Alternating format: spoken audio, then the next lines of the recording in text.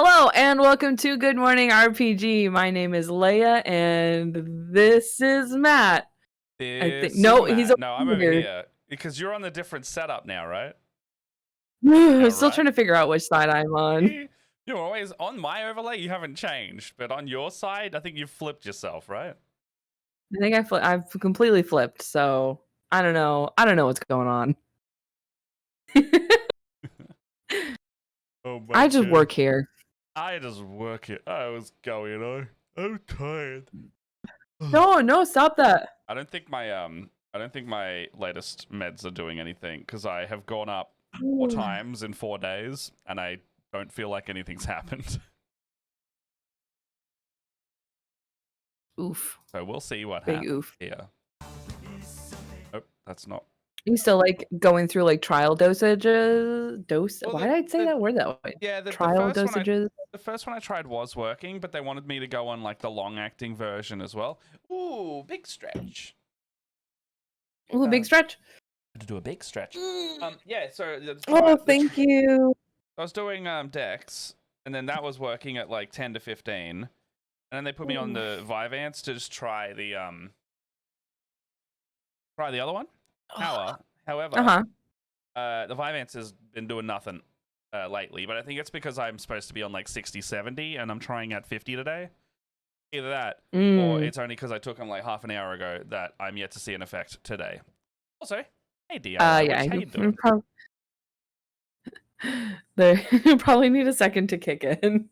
Probably as well, but like the 40 definitely didn't do anything yesterday, and I'm just gonna kind of see how it goes today. I also don't have like I don't have a booking today, so it'll be just a day of like baseline seeing how it goes. Oh yeah. You I can't get over how like pale my camera is making this pink look. Is it like significantly more pink outside of the camera? It's like, because it looks pretty look how pink this is. It's super pink. Let's make it a little bit paler. It's like a little bit more salmon-y almost in this color. Yeah. It's like yeah. It's like a little bit more. It's like my lights are making it a little orangey. Oh yeah, and it is definitely like saturation. Pink. I know it needs to be because your hands are like pretty like I would say washed out. Maybe is the word. They're like less pink. I feel like my hands look more. Yeah, you just got a pale moonlight glow regularly. You know, is it? I think my camera is making me look a little like it's like yellowing out my.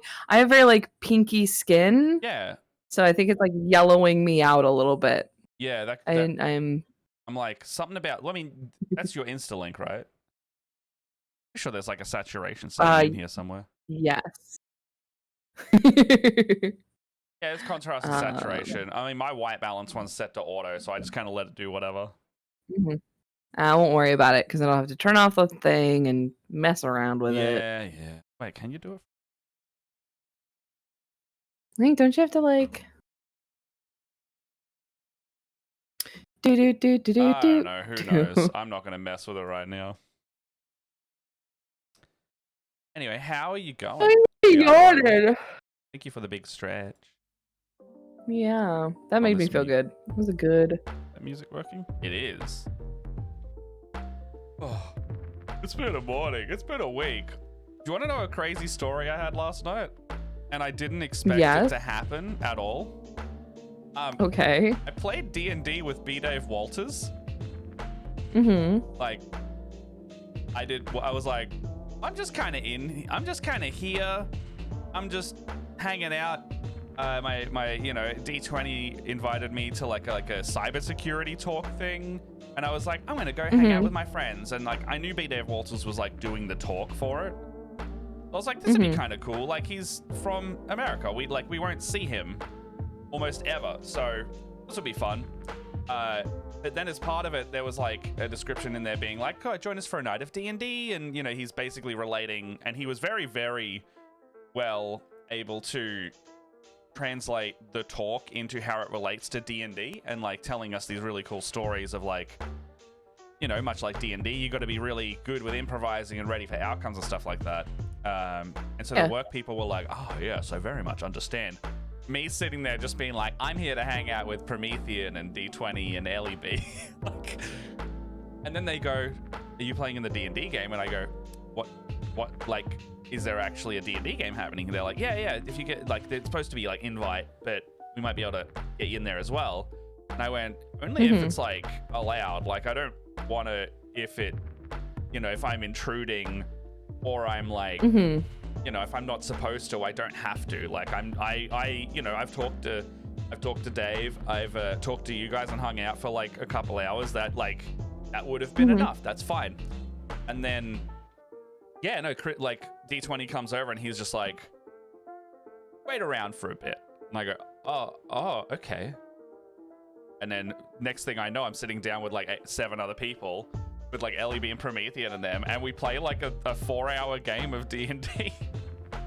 Ooh. Yeah, we're playing like level 9 characters, and he was running, turns out he's been running like a recurring module in all of the cities he's gone. So he just did Sydney, he's doing Brisbane today, he did Melbourne last night, and everything that you do in this session rolls over to the next session. So we got to see the aftermath of the Sydney crowd, where they had and a lot of it's related to cybersecurity. So the goblins tried to Trojan horse their way into the Citadel or something, and then they blew up the Trojan horse in the middle of the city. However, all the little goblins got out.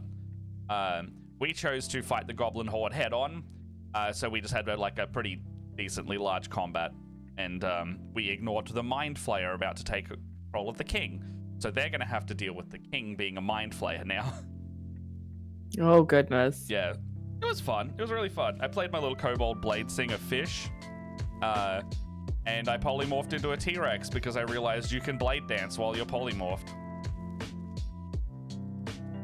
Yeah, right? I did not know that. I didn't either. I went, Dave, let me know if this doesn't work, because the wording of it makes me think you can. Can I blade dance while polymorphed? And I checked the rules, and technically it doesn't say you have to concentrate on blade dancing, because the point of it is, unless I'm wrong, I don't think you concentrate on it, because polymorphs are concentration, and class features still stay up if you've already activated them, much like an aura. So the understanding that I took from that is the T-Rex was blade dancing. Oh my god. And so the concentration was insanely hard to drop, because it was intelligence mod minimum 1, con save, and he was and I think he was already a warcaster, but I would have to check if that made it through to the T-Rex as well, because if warcaster stacked with blade dancing as a T-Rex who's already got an incredibly high constitution, that would be like kind of nutty. That's, oh my god. Yeah, it was like, did I just stumble onto something here? And I wasn't trying to power game or anything. I was just like, I want to be a T-Rex and eat a bunch of goblins. I love that though. Yeah. It's so good. And so because Fish, the little kobold, he's a chef. So I wield a short sword and a dagger, and they're his like chef knives. And when I transformed, I kept the kobold head as the T-Rex. And then I had little like, because T-Rexes have tiny arms as well. He had little tiny T-Rex arms with his chef arms. I loved it so much. Sometimes you just got to be a dinosaur. Yeah, I totally agree. But yeah. The T-Rex is a wild statement. Yeah, the T-Rex was blade dancing. I can't say it any clearer. Hold on, I put it in the Discord actually as well. While I was playing, I was like, I did not expect to playing in a D&D one-shot with B. Dave Walters, but here we are. LEB and Promethean are rivals in the workplace and really hate each other. Nephthys Nile is one-shotting goblins. D20 is smiting everyone, and I'm just a kobold who polymorphed into a blade dancing T-Rex. And this was like halfway through the game last night. It was fucking wild. Anyway, that was my Wednesday. How's yours? My Wednesday, okay, so remember how you played the Cosmere game with me 2 weeks ago, was it? Hello, Blackwater. Bye. Thank you for being good beans, and thank you for letting us put our community with yours, and we appreciate you immensely as well. Yeah. Thanks for joining us. Thank you for popping in. Aw, we love coming in and seeing what you're doing. Thank you so much. Good beans So you know how we played that Cosmere one shot Yeah, that was really fun. 2 weeks ago? I really liked that. So yeah, the system works quite well. It's such a cool system. So for all of you who are joining us, I was part of some of the start playing DMs to run the Cosmere RPG one shot for a bunch of people who wanted to come see what the RPG was about. I was really pumped about it. I had a lot of freaking fun. Matt joined me, as well as some people from other games that I play. So you popped off, and then me and my buddy Corey, who played Palinor, like the leader guy. Yeah. He and I stayed on for like another 45 minutes talking. Oh. So it was like 1 o'clock by the time. Yeah, so Corey and I have played D&D together for almost 10 years now. Yeah, I thought it was that player, yeah. He was in the military with my husband for a while.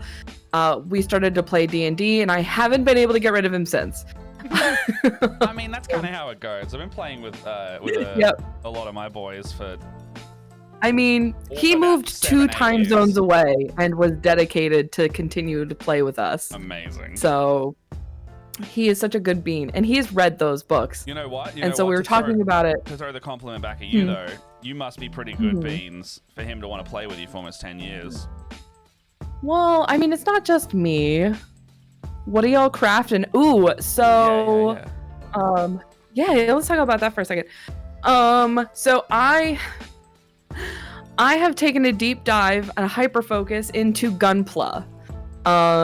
My partner is really into Gundams and the Gundam shows, and has, like, the beginning of the year started doing Gunpla, and I'm like, I like robots and making stuff and building things. We recently went to Gundam base that came close to our house, and I came home with a Gundam, and this is my hyper focus now. It's a cool robot. I will explain why it's these colors. It's supposed to look like this. This is what the Gundam normally looks like. This is like the Ari Strike. I don't know. I've never seen this one before. But this is what it normally looks like, but it's in these cool pink and black colors, because this is a recycled plastic model. Like, how cool is that? Oh, I didn't know they did that.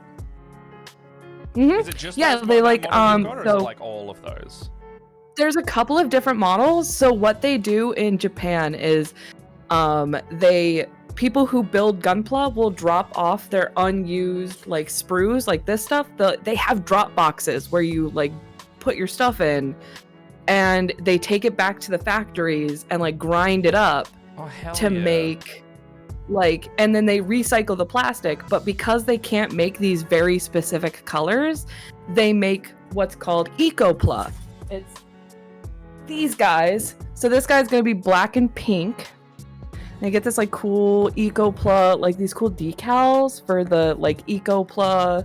So these are limited edition or like limited item, and you can normally only buy them from Japan. Is this there to be like you've only got a specific amount of recycled material, and they can be like, this is how many we can make? I assume like that's a exactly great idea. So they make like. And then they do like super bright colors. So they're always like black and then some neon color. Like my partner bought one that is purple, but there was also like bright like neon green and neon blue. And so they pick a couple of those and like make them into sets. So this is like my first legitimate Gundam that I am building, and I'm gonna figure this out, and then I'm gonna build this gal up here. She's a little bit of a smaller Gundam, but she's very important. So from one of my new favorite Gundam series is. So I am. This is my hyper focus right now. I was gonna say I did it as the ad as well, and I titled the stream it. I love how much you've just fallen, like not even fallen. You have like bungee jumped into this hole. Well, so here's the thing: is my partner is normally the Gunpla person, and like for a while, I was like putting this set together. I like went through and I panel lined. So I did this thing where you panel line all of like the colors. I was like, I've got these black pieces, and I put the pink on before you build it, so you don't have to like try and go through and do it while it's already built. Smart. So yeah, so work smarter, not harder. Is that the magenta you were already using, or is that a panel liner so this isn't a panel lining marker. This is actually like a paint marker, so it's a little tougher to work with. But it's been so cool because I want it to look like it's glowing from the inside. This is gonna be very cyberpunky. No, you can see it in. I'll pull up the example actually. There's an artist that does really, really sick Tau models that way. They have like it's like completely black armor, but the inside of the paneling is like fiery orange, red, and yellow. Cause like here's like the pink pieces that I've done just like black panel lining on. And it's gotten to the point where my partner has bought me, this is a brand new file. He just bought me my own file. I think it's pink too. I have my own god hands now. I bought my own paint pens. I've got a toolbox coming tomorrow to put all my stuff in. Nice. I have officially jumped into the deep end of Gunpla. I've lost my mind. But it's so cool. Giant robots, man. Giant robots. Just saying. DIY Witch says, I'm sitting down at my own craft table right now, so this is really nice for body doubling and stuff. Oh, awesome. Yes, I love that you are crafting with us. Oh, always. We can see do that. Matt is doing this cool, is it what's the name of this model? I can't remember. I can't see mine because it's too glare. The funny thing is before I went to this Gundam event, so Gundam Base is a store that you can only normally go to in Japan, and they had like a tour around the United States and like basically a trailer, and they were like going to different areas, and like you could buy stuff that you could normally only get in Japan. So that's why we went to this. And before we went on this adventure, I was supposed to paint the same model that Matt is. Ah! Oh my god, that was so cold.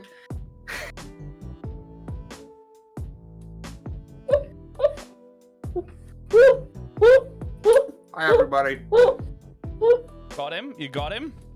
He's attacked. Yeah, good. Yeah, Alex put a popsicle against my neck. What's up, nerd? Whatever, you're a nerd too. Alex is working on a full-scale power sword. So he's not allowed to call me a nerd because he is also being a nerd. Are you gonna give me a kiss goodbye, or are you gonna torture me some more? I love you. Okay. Are you driving tonight? Nope. Matt, Alex, come here. Come here. Turn around. Did you miss one? Yes. Did you miss one? Oh my god, it's stuck. You. You're welcome. It's like, I know I have, I got like 3 of them. Walked away and you had a big sticker on your butt. Oh, it's that. It looks nice. Little cutie. Man, is up. Is he not downstairs? He might be in his office. Bye-bye. Okay, bye. Love you. Because it takes one nerd to know. Yeah, we gather in circles. Funny that. Yeah. So I found the Tau model, by the way. Let me bring up this window so it's a little bigger. So it's completely black, and I think they've airbrushed it possibly. I don't know how. Maybe just the some of it's airbrushed, but like check in that panel that's lining. cool. And it's such a good contrast. Looks. I think that looks really cool. Yeah. Yeah. There you go. I saw somebody did that. Hey yo, what's going on, Ghost? We're not just magnets. We're like super like. Is it just a super magnet, a superconductor, like whatever the strongest form of magnet is? Superconductor's electricity. Gravity. But yeah. We gravitate. Gravitate. Do you need something? Electromagnet. You're making me nervous just standing there. Electromagnet. When he said Matt, that, tell I us what you're pictured doing. Nuclear. It's pronounced nuclear. Nuclear. Yeah. What are you doing? My bad. Excuse me. I am continuing my beautiful Aveline model, this one that's on screen now. You can see I've actually got my little reference page. It's the same box.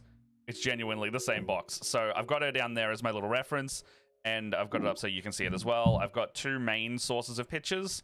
Got this amazing filigree and stuff. That's the one that I bought that I was supposed to hyper focus on, and then we went to the Gundam store. And then you didn't. Now you have Celestine. Left me in I do the have dust. Celestine. I mean, there's a novel. There's literally a whole novel about her if you want it. I have a whole bunch of the Warhammer Sisters books saved on my Audible. But the problem is I have less than 90 days to read over 4,500 pages worth of Stormlight novels. Why? Why okay. Have you set that for yourself? Because Brandon Sanderson, the 5th book in the Stormlight archive is coming out on December 6th, and I want to reread all of the books that came before that, you so I remember reread. what happened. You said reread. Reread. So you've chosen to do this again. Yes, I chose Not to just do this. once, but again. Well, so I listened to the books, but it's been a while. There's 4 books. There's 4 books. But this is your 3rd time doing this. This is no. I've only read 2 of them once. And then you listen to them all. I haven't ever physically read them. I've listened to them once. I've listened to all of the books once. DIY. I listened to the first book. Bye. It was lovely to see you. I listened to the first book twice. Anyways, get Goodbye. out of here. Go to work. Get out of here. Rude. When am I finishing stream and coming to play Space Marine? I have to play the entire campaign with Jess before I can play with you. So that's gonna be a whole thing, because we want to play it together. But we will be playing a lot tonight, actually. I played for an hour with Alex for lunch. You got that? You got that? It's good shit. Good stuff. We've only done the tutorial level. Yep. It's not any yeah. It's hard.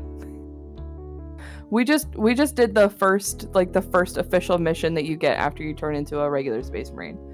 Oh. Hi, Bubby. Yeah, we just got give you validation and praise my blood angels. I need validation. If you posted it freshly, yeah, do that. I'll gas you up. We'll give you validation. I'll You are valid. When you pop it in there, someone else redeem compliments, but say it's for Darkstar. I'm on this. Where's my mouse? Also, Leia, did I stayed behind by myself on last stream while I was painting this, right?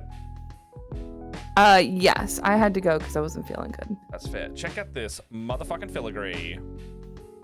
Ooh. Was that the scout model? I know where that is. I'll go back to it. Motherfucking filigree on every side of this bloody backpack. I'll drop that down 'cause you are amazing. And, it doesn't stop there. Leggies have filigree up there. The bottom of her armor plating on the collar also bloody has some. That was so hard to be neat with. I think that the backpack one needs a bit of cleanup. Oh, it's actually not as bad as I thought. I'll still do some, but it's not bad. Hey, what? I see I have been tricked. You will feel my wrath one day. Well, I don't know what you're talking about. I just put it up on my little reference box. It looks great. Oh my gosh. What? Wait a second. Did you put Astra Militarum? Well, what is this model right now? Oh, it's a Space Marine Scout. He's got like regular pants. That's a Space Marine Scout. That's before they're proper Space Marines. They have to do this. Oh my gosh. I've got like 5 of these little guys. Okay, well, I've never seen one before. Oh yeah, let me Dark Star. This fucking model. All right. As a person who has worked with this tan, it is so hard to fucking pull off and make look good. And the fact that you did this tan with that nice Blood Angels red is fucking phenomenal. Like, the layer. This is the Scout Squad. They're like, what is going on here? They're Space Marines, but they're more like regular guys. They look fucking. I love that red. So this is the red that I wanted when I originally started painting my Sisters of Battle, and when I realized I couldn't get this really cool crisp red, that's when I was like, fuck it, I'm gonna paint my Sisters of Battle purple. Dark Star. Let's talk for a second. This fucking red. It is so hard to get fucking the red, the tan. It is so hard to get these colors right, and you have done it. So I'm like jealous. I'm mad. You're mad. This is so good. I'm like no, it's not like I'm mad. I'm like I want to be able to do that. Dark Star, you're a fucking legend. This is amazing. Like, I can see some Mephiston red in there. I can see the crimson in the shade. What's that? Is that like a Wazdaka or a evil? Like what's that? That's a pale red highlight there. It's not got the orange in it, which makes it less saturated. It's just nice. So fucking good. What I really it doesn't look, and it doesn't look like hokey red. Sorry. It's like it's not that like unrealistic red. Like it looks like if this was to be real red armor, that's what I would imagine it would look like. That like more orangey tone instead of like getting to like the Evil Sun's red, which is that like ridiculous red. Like this is. I like the the favorite parts I have are the face, because it looks super contrasty and it like you can see those facial expressions. Also the eyes. I can't do eyes, so eyes are good. And then down, oh hold on, you can't see my mouse. And then down here, these scratches. I for the love of me can't do good scratches. The knee pad scratches. Yeah, that's nice. Did you put those scratches in yourself, or are those modeled in? That's what I would want to know. That's true. I mean, either way, it looks good, right? I mean, it looks really good. That's why I'm like, I kind of want to do that in my models. Well, it's got the classic, it looks really freaking good. Correct me if I'm wrong. Is that like you do a little bit of Rhinox hide in there? Oh, hold on.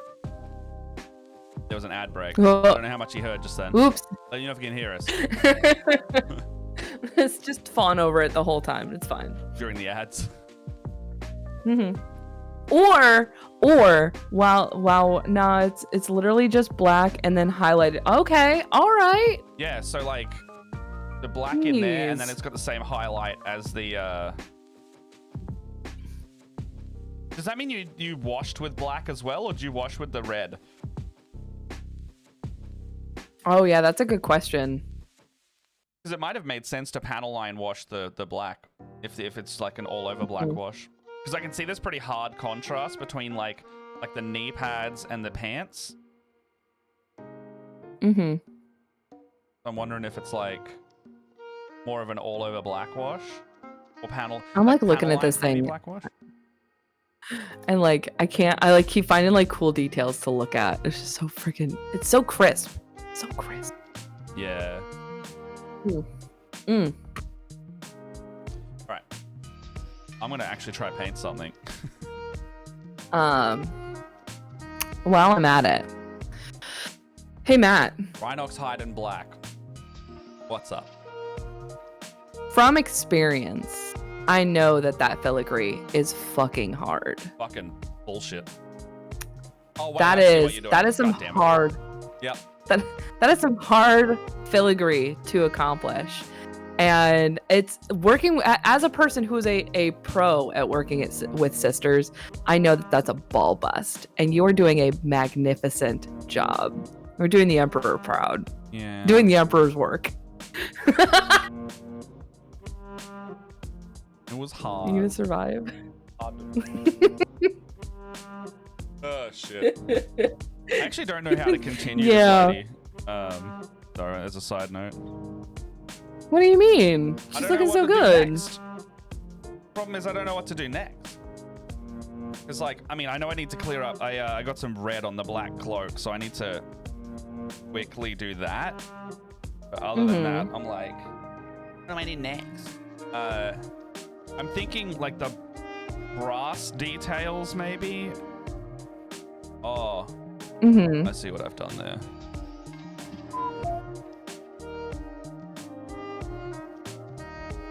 I just realized that I missed some stuff. Platinum crown? I think it's platinum crown. Yes, today I think I want to... Oh, it's so hard to know. She's got so much going on. That's all I know. She's got just an insane amount of nonsense. I think I need to get all of this brassy kind of warm. Oh god, I have to panel line all that too. I think it's gonna be the brassy kind of the warm metal colors, but I don't know if I. Oh, that's the base coat. Okay, that's too. Oh, actually, Rune Lord. Maybe. Is that the way to go about it? Better. Be more like that color, top brass instead. It's a brassy color, it's not a gold. Some of it is gold, but it's like a really like silvery gold rather than like it's not retributor. Other than the retribute is like just the eagle on the side. That's the only like gold. I think they're orders. Pink pen away from me. Sorry.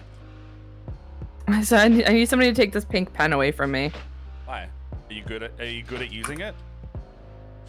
I am really good at using it. I'm just like, so I noticed that I missed some pieces. They're like some side cheek pieces that like I wanted to do a little bit of work on, but I'm just going ham. I don't want it to be too much. Like I want to be able to see. I want you to be able to see details in here, but like I also don't want it. It's like so that's my. I think that's my only problem with like the kind of model this is like because it is just this monochrome pink and black. I'm like really worried about it looking like very one note.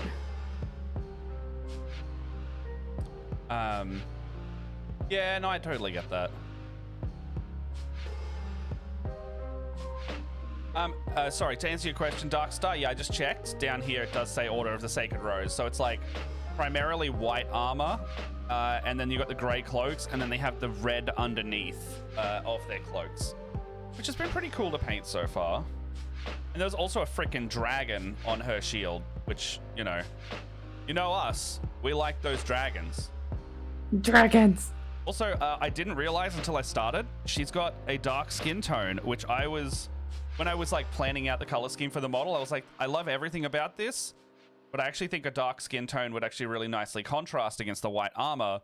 And then I scrolled down the images and it was dark skin, and I went, yes, good. Bingo. I was like, yeah, cool. And she's got some really sick scarring on her face, and I don't know if that's on the model or if that's oh, they are on the model. Okay, sweet. You have some molded scars on her face. It's going to be freaking sweet. And I'm actually going to paint the face and the helmet, and then go, which one do I like better?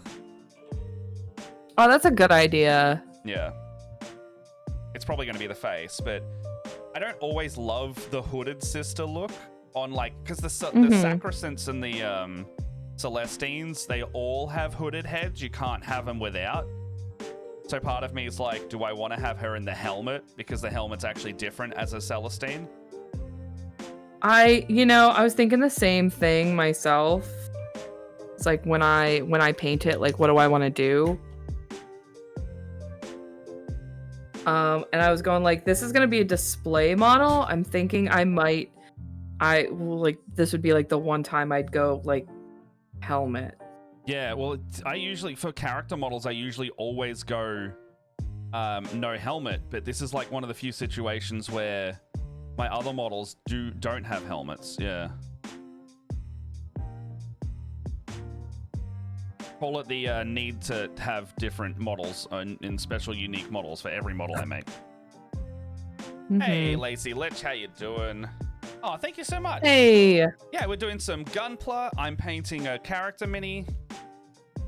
And I've just fucking realized I've painted over white armor with black, so be out here. That's all right. What else has been going on? I had a really good meeting yesterday. A really good meeting relating to anyone in Australia listening. Mid-November. Look out some weekends. But I had some really cool meetings. Hopefully they go well. Right now it's looking good. So I might be able to get that going. Maybe some in-person D&D again. I won't go into details and jinx it. I think that's the only reason I don't want to talk about it more. It's not going to be a huge secret. It's just like talking about it means it might not happen more for no reason at all.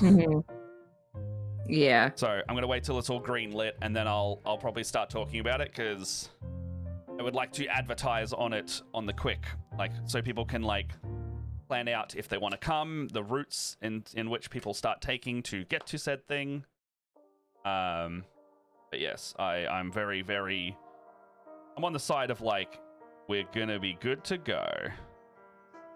But we'll see how we go. Talking to Leia about it yesterday because I was like, I need to tell someone. I need to talk about it with my friends. All right, I think that is what I'm gonna do for... Oh, that's so freaking cool. It will be happening in one of the middle weeks of November, so early to mid-November, but not the first week of November. I think finish this. Coincidentally, one of the options is like 3 days after my birthday.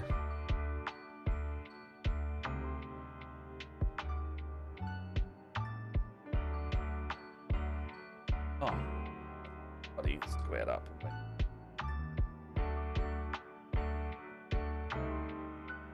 Music is okay. No worries. Oh, how bad do I want that? But so wait, neither of the weekends, so that one or the weekend after? Because that, you know, one or both might happen.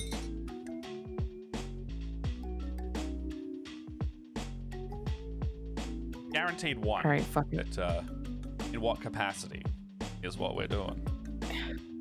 The Come on. Brain's gone. Come on. This is why I think the Vyvanse isn't working. God damn it. Not what I wanted. Probably spent. Oh, so fair, so fair. I mean, even if you're able to tune in, that's like plenty of support, you know? That's sometimes that's I think I said it like last time we did something like this. Any support is very appreciated, even if you can't make it or watch, just sharing it. You know? Yeah.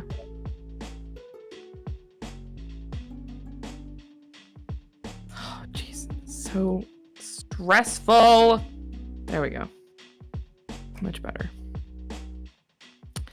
Okay. Okay, so that's good. Oh, also weird work crosses over with like outside of streaming work. I'm organizing like a big gig in November with a guy who's like doing like we're almost doing like a big D&D night at a hall.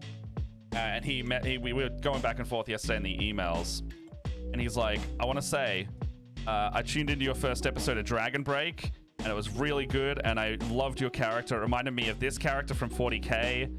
And I went, like my part of me like immediately recoiled inside myself because I'm like, I don't expect anyone who I do bookings with and work with in that way to ever watch. So I was like, a part of me was like, oh, I hope it wants to work with me after I say the unhinged shit I do on streams. What? I'm playing Crassius Curio in the Skyrim thing. He's the dude who wrote the lusty Argonian maid. Like, that's the character I'm playing. My arc is I'm going from an asshole to slightly less of an asshole. Like, that's his trajectory. He's the character that is the whiny piss baby that you kind of want to fail, but at the same time he might not always fail because he's just a bit of a slippery shit.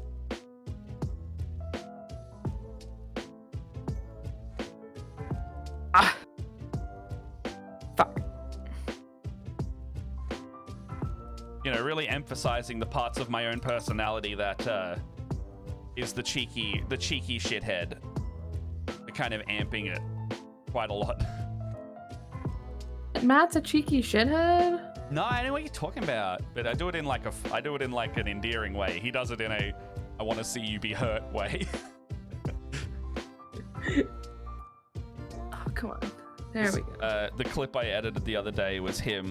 We've got an Argonian in the party, and when he found out about Crassius, Heather, their character, their player, was like, "Do you have any idea what your filth did?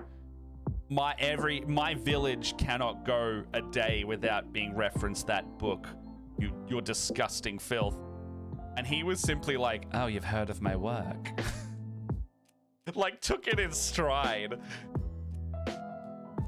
And then I think there was a bit of an exchange because one of the other characters in the party, without us planning it, was like, my muse is Crassius Curio, and brought that to the session 0. I joined later in the session 0. I was like, I'm gonna play Crassius Curio, and she was like, what the fuck? And so get out of my brain. The other reaction from the other player was like, oh my god, you're my hero. And I went, what? Why? And it was like, Vim's turning red. I turn back to Vim and go, oh, that's very interesting. Do you also turn red when you, during activities? It'd be very good research to know. And she's like, that's it. I've casted a fucking spell. I'm taking it, like, just, we had a mini moment of PvP. And I generated a meme, actually, because we have an Elder Scrolls meme channel. And did I post it? Oh, I didn't post it in there.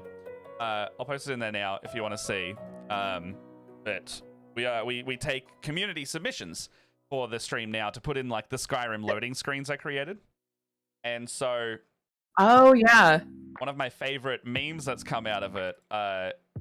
actually, there's been a lot of banger memes. One of the other ones that just kind of tickled me so much that I just had to make it was this one of basically what happened when Crassius said that to Vim. And here it is. I'll bring it up on stream as well for people, but here in the Discord, it could be in there any moment. Come on. Come on! Oh, come on. Where is the folder? Where is the folder? It's in this one. My file structure's a fucking nightmare. Alright, here it is. Oh, it's smaller than I thought. Alright, here it is. So, oh no, that's the other one. This is the better one. Here we go. So, it's like a first-person view. It's like a first-person view of the immediate moment after what happened between them.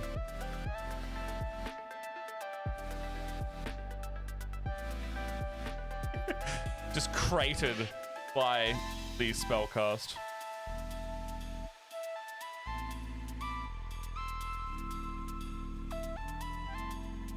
But it's fun. I'm having a lot of fun on that show. Oh, god. Yeah, it's good to have like that recurring campaign on the channel, you know? Hmm.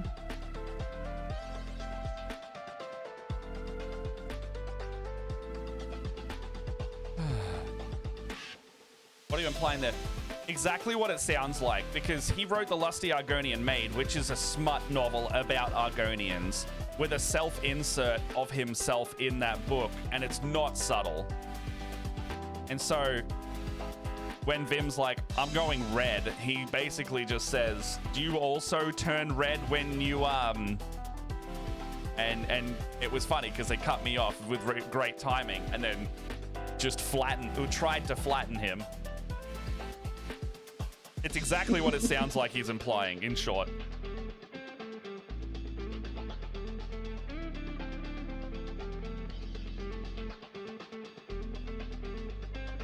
Also, with the understanding and player consent that we're not going to take it too far. I also want to state that pretty clearly. It's like, he's a character that's a little bit seedy that way, but we're not, like, I'm leaning less into his, like, creepier seediness and more like this is probably the level he would go to at most. Like innuendo based and that kind of thing. Because that character can be a bit like, I don't know if I like this guy. That's kind of it. He only appears in Morrowind, and he spends most of the time hitting on you and calling you pudding, no matter what player you are. I am not calling people pudding.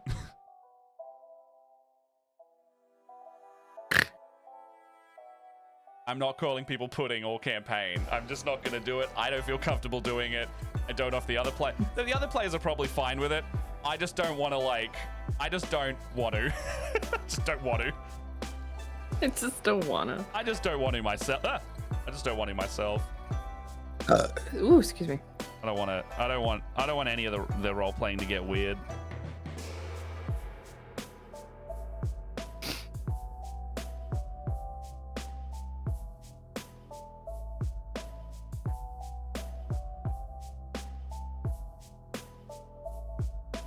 It's great though. The dynamic of the group, fantastic. Loving it. I love that. I love when a group just hits off, man. Yeah, well, it's just so it's nice to have a session 0, and I mean it's also because there's like creators and performers, like as long as people don't have like a direct personality conflict, then it's most likely going to be okay, because people can still like disagree with each other but still be able to work with each other, which is part of it, right? Like just because you disagree with someone, or you know, I like in terms of like non-political stuff, because it's pretty hard when you've got the super differing political stances, because that can get into a whole separate thing. But in terms of like working with each other, egos, you know, performers and loud personalities versus quieter personalities. Because I know I'm a loud personality, so I very much in the session 0, I'm like, I know I'm the showrunner, but I'm by no means the star here. All 7 of us are the star. Scarlett's the DM, but she's just as much of a cast member as anyone else with us. Like, neither her or I have more power than anyone else. I have power in running the channel, not playing in the channel.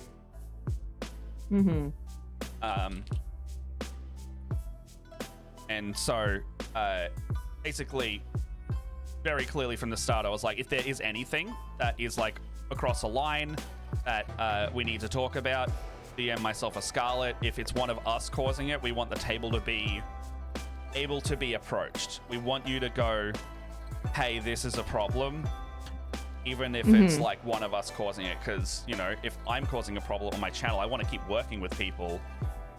And I want to also be that safe space as well. I want to actively be like, if there's something going on, we can talk about it and it can be an evolving conversation. Like, just because we had this session 0 doesn't mean that that's the end.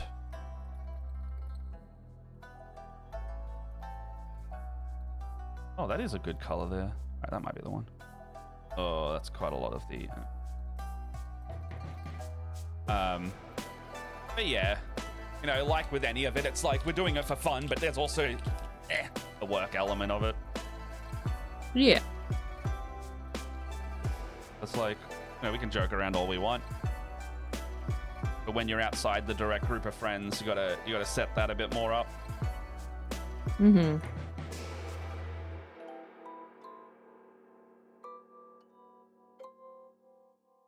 Okay. Oh, my Vecna box still hasn't shipped either. They must have. Motherfucker. What? Oh. I did a thing that I wasn't supposed to do, but You got some of that. Okay. Is it oil to get rid of it, like a enamel or something, or? No. So this is the pens that are used. This is IPA, just iprosol alcohol, isopropyl. Why did I say it like that? Isopropyl alcohol. Yeah. I just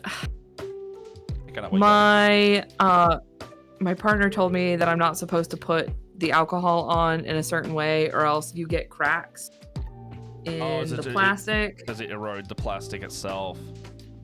The way, so like you can subtly see it here is the way that the alcohol, so it's like something about the pour markers will crack the plastic because the solvent can't evaporate correctly. I did it one time yesterday, and I fucked a piece up, and I was like, okay, I'll just be really careful.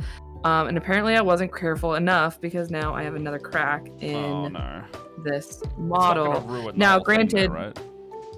it's not really gonna ruin it per se. I need to be more careful about it because, but I'm sorry. It's just like, I don't know, there's not like a ton that I can really do about it. Is it a situation where you could just like, if it's a structural thing, like grab some super glue in there and like just kind of seal it? So it's not structural. It's just like it'll break the plastic, and then the wash will, or like, kind of the wash will seep into the crack. I mean, and same question. Can super glue seal it? Well, the problem is this like line, I will not be able to get the wash out of that. So I get you. It's not the end of the world, but this is ideal. like, it's exactly, yeah. It's not the end of the world, but it's not ideal. Yeah. And this is why I'm working on a model that, like, I don't know who this Gundam is. It's just kind of like a fun project for me. Yeah.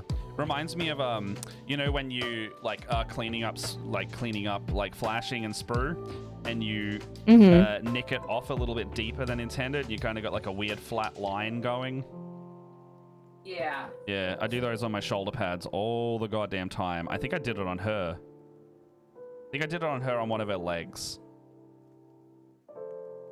I do it semi-frequently.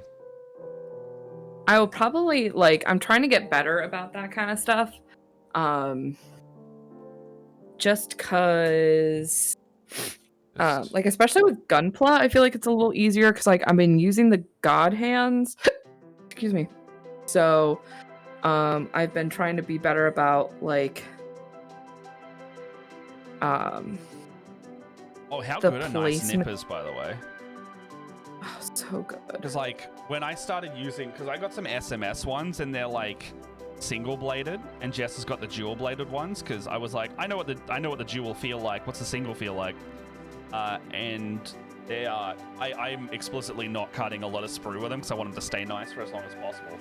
Also, they cost $50, so don't want to ruin them. Yeah. They are nice. Like they clip nice and close. They're nice and clean, minimal cleanup. And I was like, what is this world I'm walking into? Yeah. That's kind of how I am, is like I have been being really careful about making sure that I don't snip too close to the thing. So fair. Oh, I also have, man, I got so much news. I've also haven't talked to you in 2 weeks. The news is cascading. Yeah. The PAX panel schedule is live. There is only one thing that could change for me specifically, but if anyone would like to see the schedule, I'm on at least 6 panels this year. Oh my goodness. I committed to pretty much anything. Someone was like, so if someone asked me, I pretty much just said yes. But if you go on the schedule and search the word briefcase, you will actually, I can just put it straight in the chat. You search briefcase on the schedule, it actually will show everything I'm on. The only one I might not be able to do is Rob Hartley's Death Roulette. I'm working out if I can do it still, but right now it's conflicting with the other panel I want to specifically talk about now, which is called Only You Can Prevent Unpainted Plastic, Getting into Miniature Painting and How to Start Hobbying. So we're going to go over go over a lot of the techniques and things. Hey, thank you, Brain Bees. Stay Sean, how you doing? Thank you for the raid. Hey, what's going on? All right, then, let's go. Oh, I didn't need to panel line those at all. Look. So then, like, and immediate ad. Oof. Immediate ad, yeah. Oh my god, they're on still for a minute. I'm gonna give him some hearts. Oh, you don't know what? And that's kind of perfect. Oh, that crack that I accidentally made got covered up by this black panel. That was perfect. So you can't even see the crack. You can see it on the inside, but you won't be able to see it on the outside. Go on, let us know when you can see us. Let us know when you can see us. For me.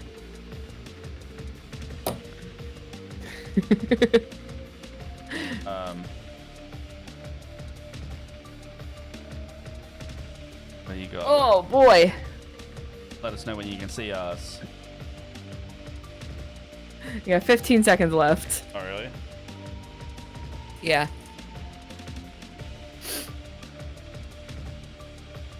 Sari will tell us, but sometimes Sari and the ads only kind of line up, I've noticed.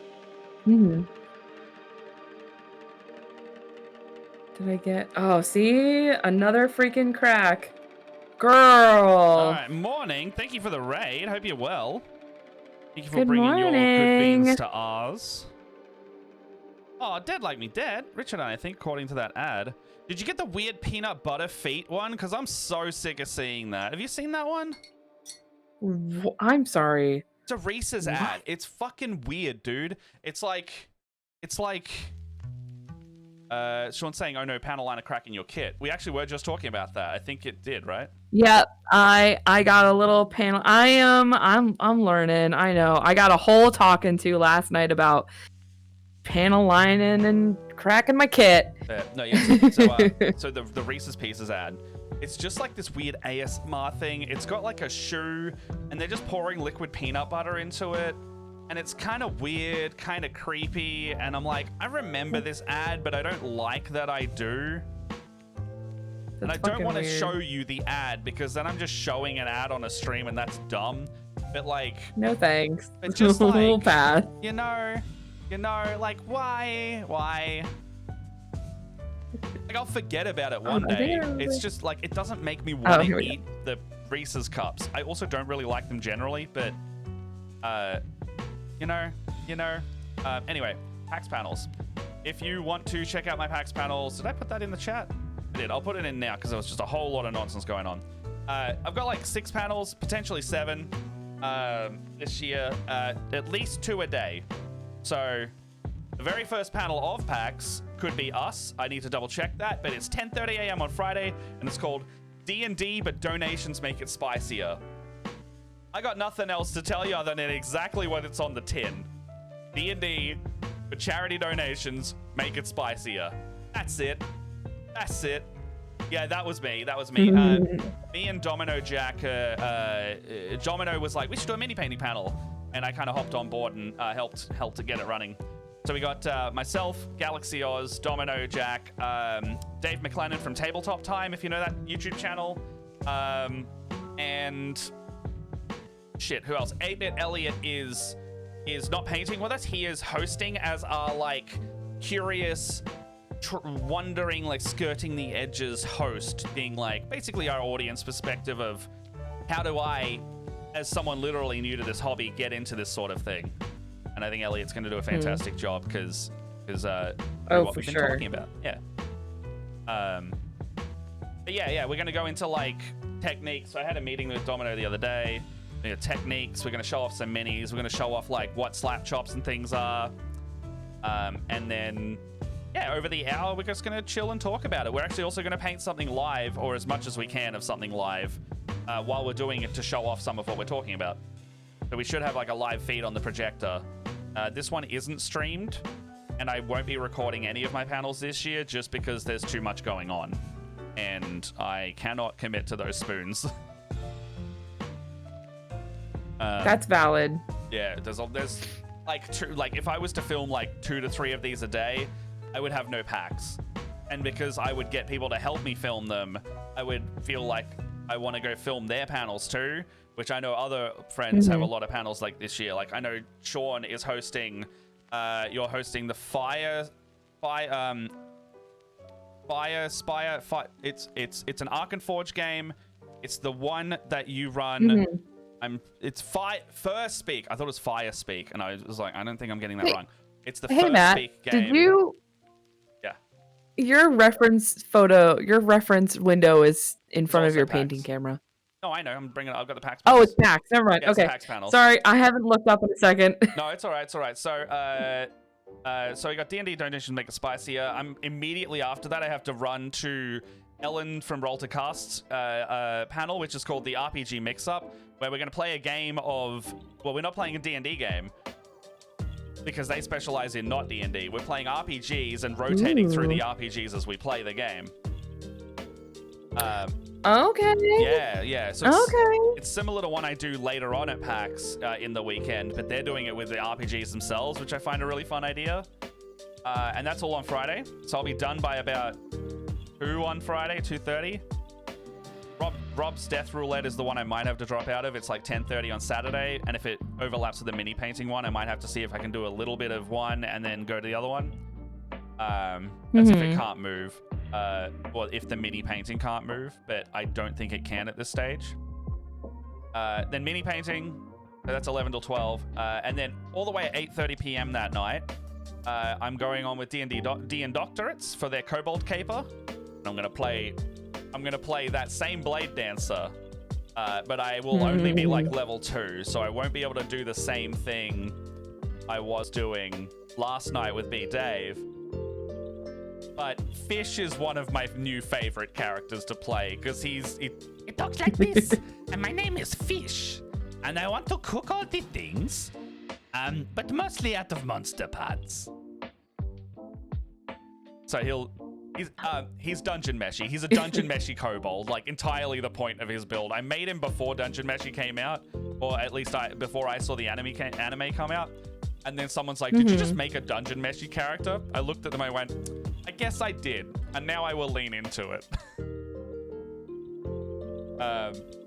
To answer your earlier question, Sean, I am doing an Gunpla Gundam. This is... I don't know what this actual Gundam is. Wait, do I have the thing here? Who is this guy? This guy is... Ale Strike Gundam.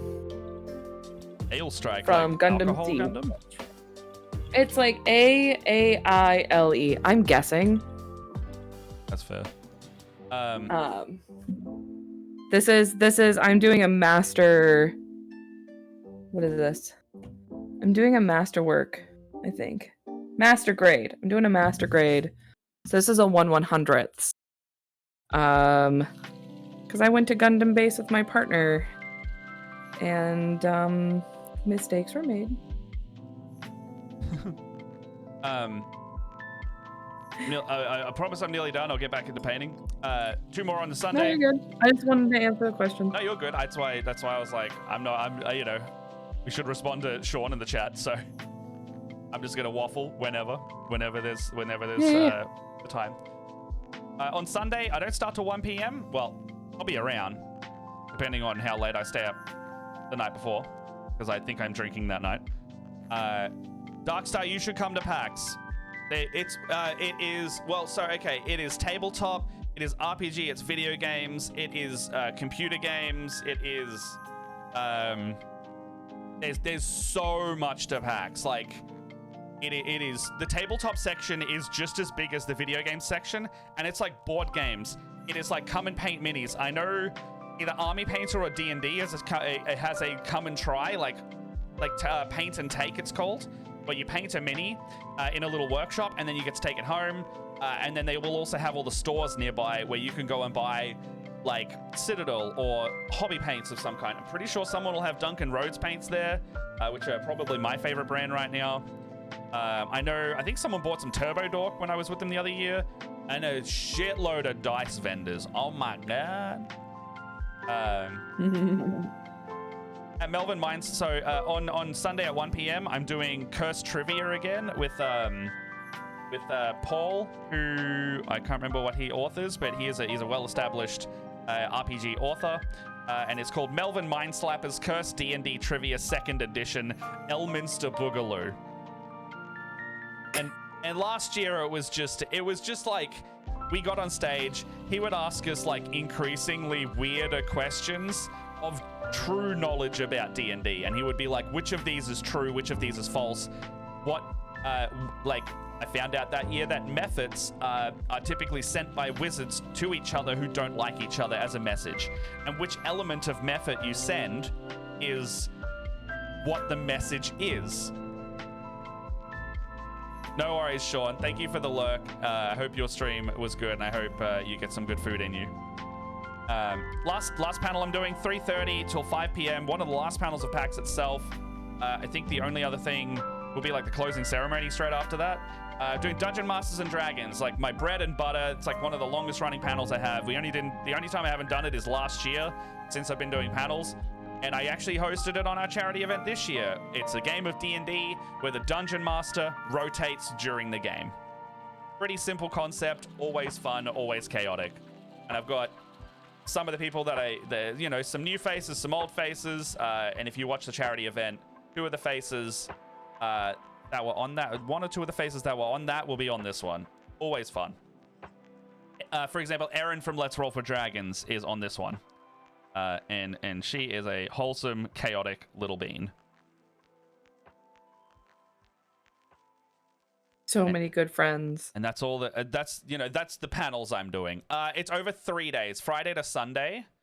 And I know Saturday badges might be sold out at this point, so Sunday and Friday still have badges. There's a chance that you could rock up on Friday and still get a Saturday badge, but it would be pretty rare.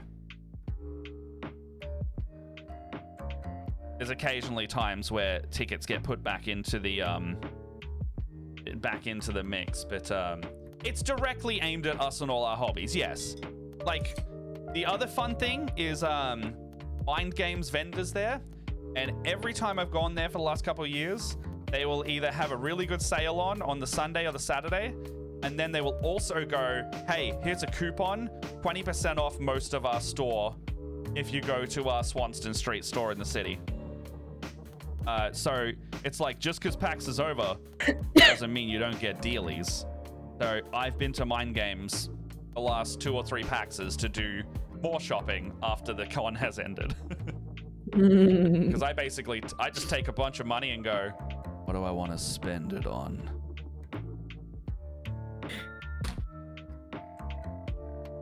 It's my treaty time. I'll let myself go. Treato. As long as I don't impact my personal finances, I have a small portion saved, and I just go, how much of this or all of this do I want to spend today? Yum, yum, yum, yum, yum. How much unnecessary shit do I need? How many extra RPG books am I going to buy? Is there a board game I want? I bloody might get it. What the fuck is that?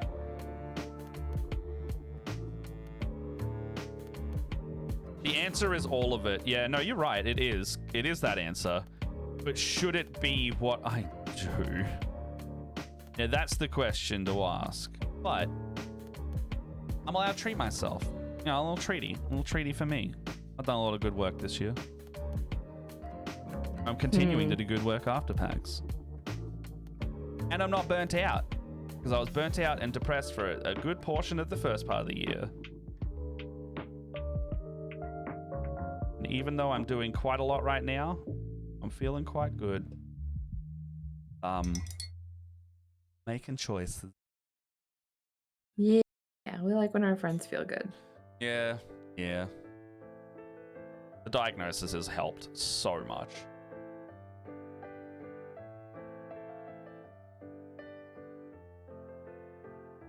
Good, making you feel validated. Yeah.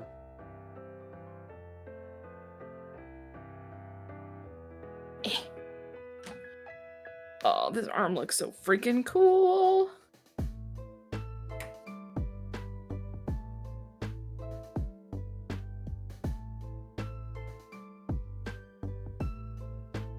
Oh, that's all across the whole thing, okay.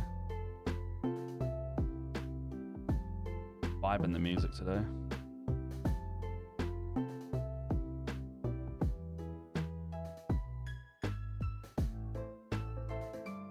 Oh, she's got a little trigger on her handle for the flamethrower part of her sword. And that's how she's igniting the whole thing. And that's freaking cool. Only just saw. This is why I like this model so much. The detail is amazing. As much as I don't want to paint it sometimes. But like the attention to the detail in the sculpt is what I really love. The unfortunate thing is, if every Sister of Battle was this intricate, I wouldn't do it. Unfortunately, a lot of them are. Well, most of the characters are, right? And I like it when basic troops are a bit more like just that basic. Like the Space Marine Scouts. They have a really nice mix of simple complexity, you know? Like, they look really good, but they're... And Space Marines are supposed to be like this. They have, like, a lot going on, but in a way that's, like, a bit more flat panels and easier to kind of cover.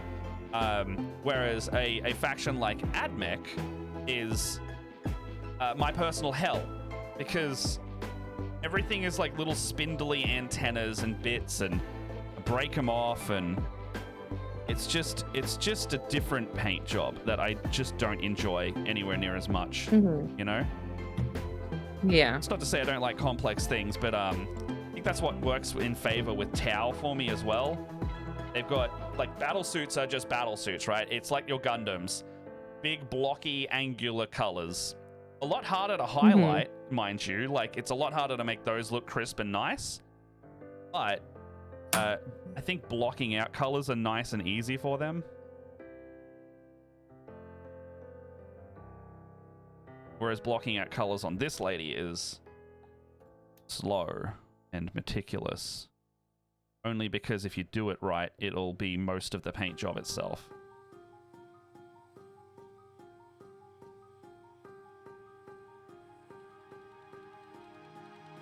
Easily a 15-hour model, though, if you're doing it the way I want to do it. This.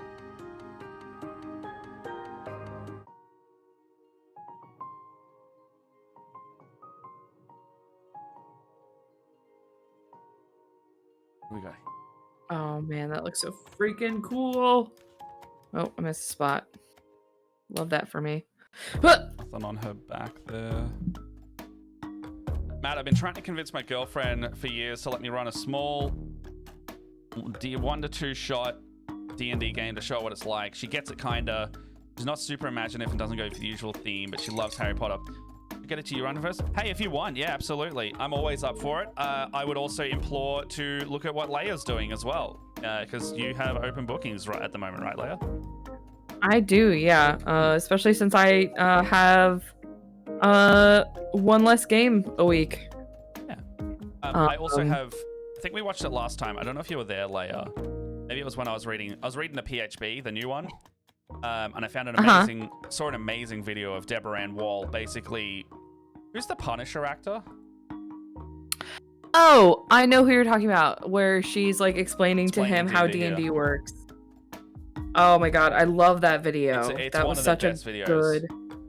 I feel like she encompassed, just like, she did exactly like this is what I would have done.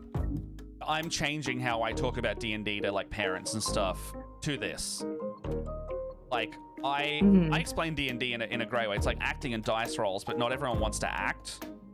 But like the best way to show someone is literally just to do it in a minute.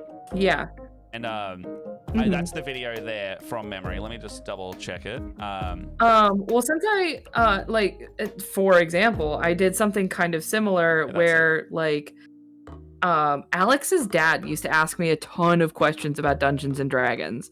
And when he came to visit us one time, and I was like, "Do you want to play like a little, like an intro to D&D?" Yeah, like a micro. I was like, "It'll take us 30 minutes. I will make you a super easy character that will be super easy to follow." I just made him like a really simple fighter. He's an army guy, so yeah. Or sorry, he's in the Marines, so I was like, I made him like a real easy fighter, with a heckin' big sword. He appreciated that, and we played, and he was like, "Okay, I get it. I see why you think this is fun for you guys." And I was like, "Yeah." In that video with I just forgot his name. I'm not good at remembering this guy's name. I can't. He's always Sean from Bernthal. I just call him Punisher. But yeah, John Bernthal. As she's doing it, because he's an actor, so I knew he would be into it. But yeah, it's just improv to him. But part of it is like just watching him light up as he realizes what this is, and just going like, "Oh, this is like, you know, in the best way possible." When I describe it, "Oh, this is kid shit." Like, we all did this when we were younger. We know how to do this and tell a story. You know, that some of the magic is lost going into adulthood, and you get to reclaim a bit of that by playing these kinds of games and video games too as well. Like it's like you're participating in a movie rather than you are watching the movie, and you can just watch D&D. That is totally viable to you. But it's so much more real time in the feedback. What I would suggest, Darkstar, is find a game that she might find really interesting, like a genre. Well, he said Harry Potter. Yeah, well, that's what I was gonna go to next. Like, find somebody who's doing like an academia style game. Strixhaven would be a really good one to look to, because Strixhaven is basically Wizard School but Magic the Gathering. Well, it's Wizards of the Coast direct non-licensed version of Harry Potter. There are 4 to 5 houses, each have a D&D flavor. Like the one of the schools is like a math and equation and like kind of science magic based schoolhouse, and it's run by a nerdy dragon who loves that stuff, and he like floats around, and his name's Quandrix, and all of the I'm pretty sure most of the houses are named after their leader, but this guy is like a green dragon, and he floats around doing like geometry equations. It's freaking cool. And Strixhaven has a 1 to 10 campaign in it, where you get to be a part of a house. You get powers based on the house you're a part of, and you go through like classes and stuff. You literally do the Harry Potter thing without having to, like, you know, if you don't want to play Harry Potter specifically, you don't have to. If she really wants to play a Harry Potter flavored thing, you could do that too. You could I think there is, I mean, you could literally just like take Harry Potter as a theme and play D&D with it. But yeah, it's like if you think that would be what she would really enjoy, do that. Yeah, I'm about to start a Pokemon RPG campaign from start playing. I've got 2 wonderful guys who are like, they're around the same age as me, but they grew up playing Pokemon much as I did, and they got in touch being like, we want to run just like a world hopping, region agnostic but using the regions that exist game, and we're going to do a campaign. We might get more players in at some point. We haven't started yet, but we're opening up to 3 and 4 players. Right now we have 2, and we're running that on Australian Wednesday daytimes, and it'll be really fun because they're going to play Pokemon. You get to have Pokemon as partners.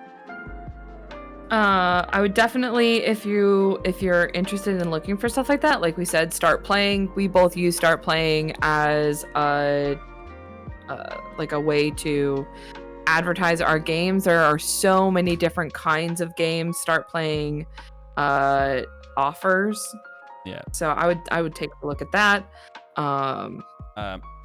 In terms of my booking schedule as well, I'm pretty full up until after PAX. And I can't do recurring campaigns for a little bit because I've got a couple new ones that might be starting. So I will have to see if they continue or fizzle, and then I will be able to open up. But again, yeah, look at start playing. Get in touch with Leia if you've got if you've got like a morning time you want to do, because at morning, what is your evening still? Yeah. But yeah. Or like if you're a night owl, if you're up real late, I can be up early in the morning to do stuff. But yeah, there are so many cool like things that you can do with like something like that. Yeah. Like just because like there have been plenty of times where I've talked with players of mine where I was like, what if we did like Oops All Wizards? It's fun, right? I love a good like gimmick session too. I've got one. Actually, I'm running Nathan's second part of his 2-shot on Friday, and then we're talking about doing maybe like a monthly campaign after that. Because I was like, I don't know if I could do any less than monthly, but I will make time for you guys because I know you guys already. I've been playing with you for like I've at least been playing with Nathan for the majority of this year. So I know he's good for it, and I really hope you guys get to play again as well. I'm gonna be like, I do too. You guys should like. He only had wonderful things to say, so I would really hope he can like wrangle again. He's good at corralling people. I told him when I told him I was possibly going to do the Viking themed game. Because I've been doing that Grecian one. I think I'm gonna jump to the Viking style game. He was like, "Oh no, not the Viking style game," sarcastically. Oh, whatever I will do. Oh. Totally into Vikings, just like me. Yeah, he's a good dude to play with. He was asking like how he gets it. Oh, actually, he was asking how to come into the TTRPG space, by the way, because he's really interested in it. Because he watches, he'll watch my stuff from time to time, and he was like, is there like even in a non-playing situation, I'd love to be involved. So I've got him in the back pocket in mind. I know that he has only ever had good things to say about you too. So yeah, he's a good egg. You got a good bean there. It's a good egg. Good egg. He supports local artists as well. Like immediately shows good bean energy. Pirates would be cool. There is Ghosts of Saltmarsh if you like pirates. And Spelljammer has an awful lot of space pirates. That's a fun one. I know, Spelljammer book, only okay. Spelljammer setting, frickin' sick. Definitely one of my favorites in terms of a setting. Because I get to do multiversal stuff without any consideration. You want to go to Greyhawk this week? It'll take you about a month to travel there. But we can go. And I get sick of random encounters, so you're probably going to get there within the session, and we'll just do some downtime activities to start with. Okay, so it's not just me. I'm like, I hate random encounters. I just feel like they bog down the story. It's padding. It's padding if you need it to be there. It's the anime filler of D&D. It's like, it's so funny because like I was running I ran. Have you guys ever done the Warhammer one? I ran, or something, think like Inquisitors and stuff. I ran Wrath and Glory for about the better almost a year. I ran a 2-player Wrath and Glory. Good fun game. Made better because we know and appreciate Warhammer so much more than the system itself. System is pretty chunky. Not bad, but more in the vein of like Pathfinder, where there's a lot of intersecting rules. Kind of like real Warhammer, actually. Real Warhammer in like 9th edition, where there's a lot of cross-checking stuff. And there's no digital character creator or digital tools, so you are sifting through a 300-page book quite often. And that's what I didn't like about the system, is that the terms glossary only kind of helped me. Oof. I did like playing it though. Like, we played a really fun game. We started fighting orcs, and then we left that world, and then started one was a space marine who was a defector, so he had to like basically outrun these kill teams looking to secure his gene seed because he's a traitor, the heretic. And then paired up with him was an Eldar, ex-Corsair Exarch or something like that, basically like an Eldar pirate.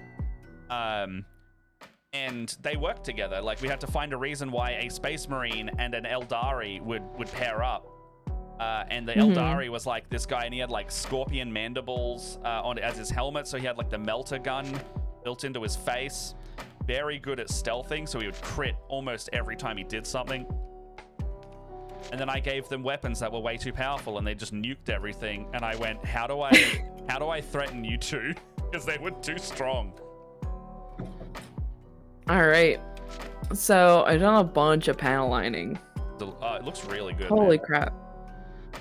It's like, it's definitely, now you can like see, cause like this is my vision, is like, I remember when we got back from, or like when we left Gundam base, I was like, I want to do this like very like cyberpunky, I want to highlight with pink, I want to low light with black, that's it. And it looks really freaking cool. And also, look at this freaking elbow movement. Like, oh, let me move the arm. But it's like, this is like a double jointed. Oh, damn. Like, the amount Posability is really nice. of movement. The posability is awesome. I mean, this helps that this is, I think, this is a master grade, so it's slightly larger than most Gundams would be. So, they've got like way more inner working stuff. But now I get to build. Darkstar, let us know if you can see stream or if you're stuck in ads. I mean, actually, sorry, hold on. If you can see this, it means you're not stuck in ads. Let us know. If not, I basically I have an answer to his question about D&D Beyond and other platforms. Oh. The one we used. Ooh, D&D Beyond. Have you read I'll come back to the other question, but have you read any of the new Player's Handbook? Been doing much of that yet? I'm supposed to for start playing, but I think I've abandoned it. No ads yet? No worries. We got a lot of subs recently. Melody Rose has been very, very generous in some of our D&D games. And the new luck token system layer is working a treat. Subs now give players luck tokens, which you can exchange for advantage or whatever boon there is in the system we're playing. It's system agnostic. Ooh. But no ads yet? No worries. So you may have been subbed as a result. I'm not sure. But ooh, gift sub. So, shit, what am I trying to talk about? New rules. We were talking about D&D Beyond. Oh, yes. I have this answer for you here, Darkstar, and it's called Demiplane. We are not sponsored or anything about Demiplane. I just have a lot of systems that go through Demiplane, such as Pathfinder. Where is it? Pathfinder 2E is through here now. Daggerheart, Avatar Legends, Vampire the Masquerade, Candela. I think 5th edition D&D also has a thing in here as well, but it's not like, it might be first party supported, who knows. Cosmere, which we played with layers in here. And Starfinder just got a 2nd edition as well, and the logo is freaking awesome now. And then the Alien RPG, which I've only played once, but I really like. This is the D&D Beyond of these systems. So you can make characters in this if you own the content here. Like, usually when you buy some of these systems, it'll come with a digital Demiplane code, which is very nice. And some of them have free stuff. I think Daggerheart's in playtest, so all of the content there is free until they release more. But yeah, it's got a selection of RPGs. It's not all encompassing, but it is quite nice because these are the chunkier systems that you need a bit more digital assistance if you're someone like me and likes D&D Beyond as your character creating tool. As we move to more and more of a digital way of playing, it kind of becomes an accessibility thing as well. Helps people get in a lot easier than reading the book for hours on end. Drop down windows, man. I'll never knock a drop down window.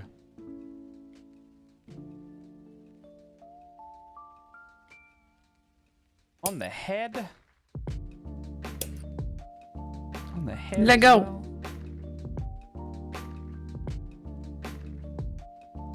I was using top brass.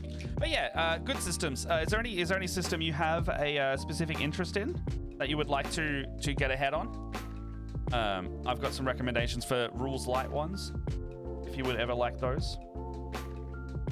And I need to sometime, Leia, crack into Kids on Bikes 2nd edition. Would like to have a go at that because I have the big Kickstarter pledge with the backpack sitting on the floor behind me and has been for months. And it's quite a thicker book than the old one. So I think there's a lot more like powered characters and relationship dynamic stuff, which is I love, which is going to be good. Going to be good stuff. Oh gosh, are you gonna be able to see into this? Because if you can see into this, I didn't panel line any of this.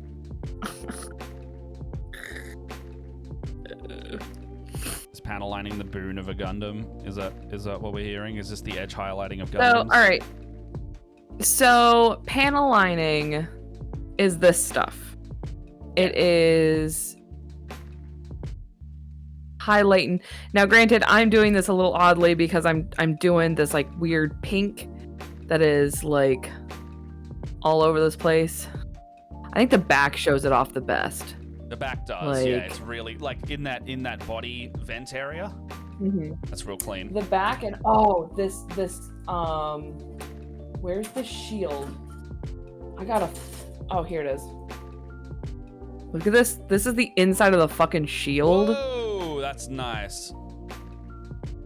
That's very nice. Hey Elliot, how you doing, bud? Heyo. You're talking about how so I'm like you thinking, did the other day in man. Barovia. This has got a bunch of pieces in it. I'm thinking this is gonna end up being seen on the inside. Just do it. Just do it, Leia. Just do it. Yeah. The problem with this panel lining, this is not a panel lining marker that is like easily dissolvable by the alcohol that I use to like get rid of regular panel lining. This is a paint marker, so the paint is a little bit more stubborn. Yeah. Which means more of a mess. It takes way more time than regular panel lining.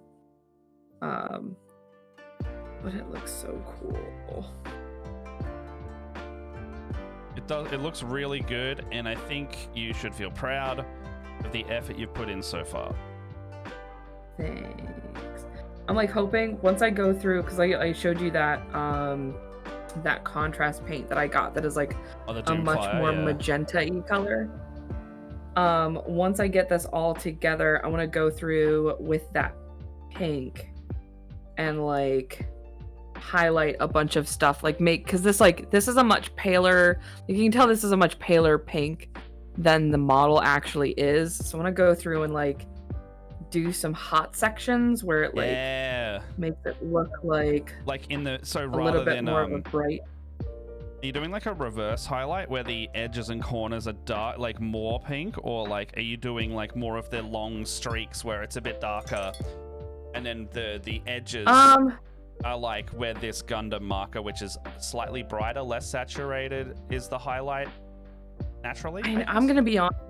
I'm doing kind of like, it depends on the piece. Like, so for instance, on the antenna bits, I took the marker and did like what we would consider an edge highlight on like a regular model, whereas most of this is recessed, so it looks like I wanted it to look like there were the some of these panels, like where they might have overlapped, they look like they've got pink light coming out of them. Oh, fair.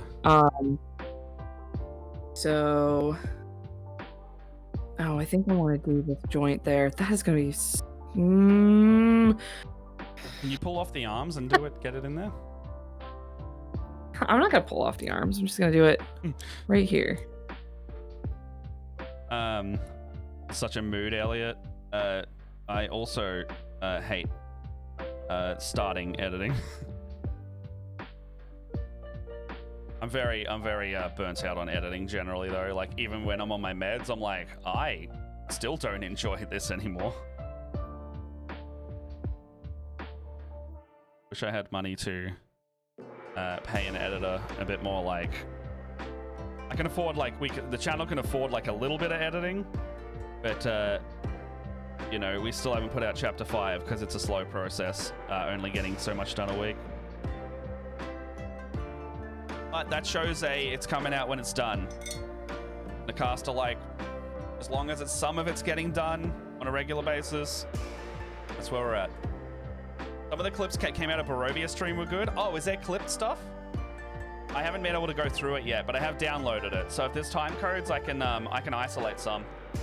The werewolves bit was very funny.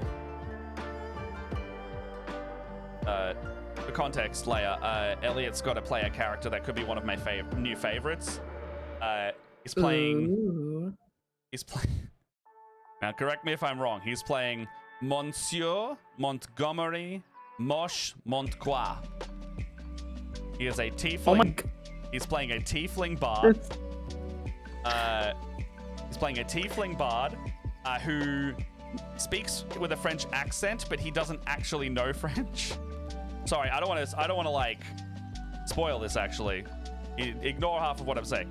He thinks he knows it. Okay. But yes, a lovable idiot character. He's smart, but he has a negative modifier in his wisdom, and it shows. Oh, I love a good idiot. He's an idiot in the way he's just like the least self-aware person you'll ever meet.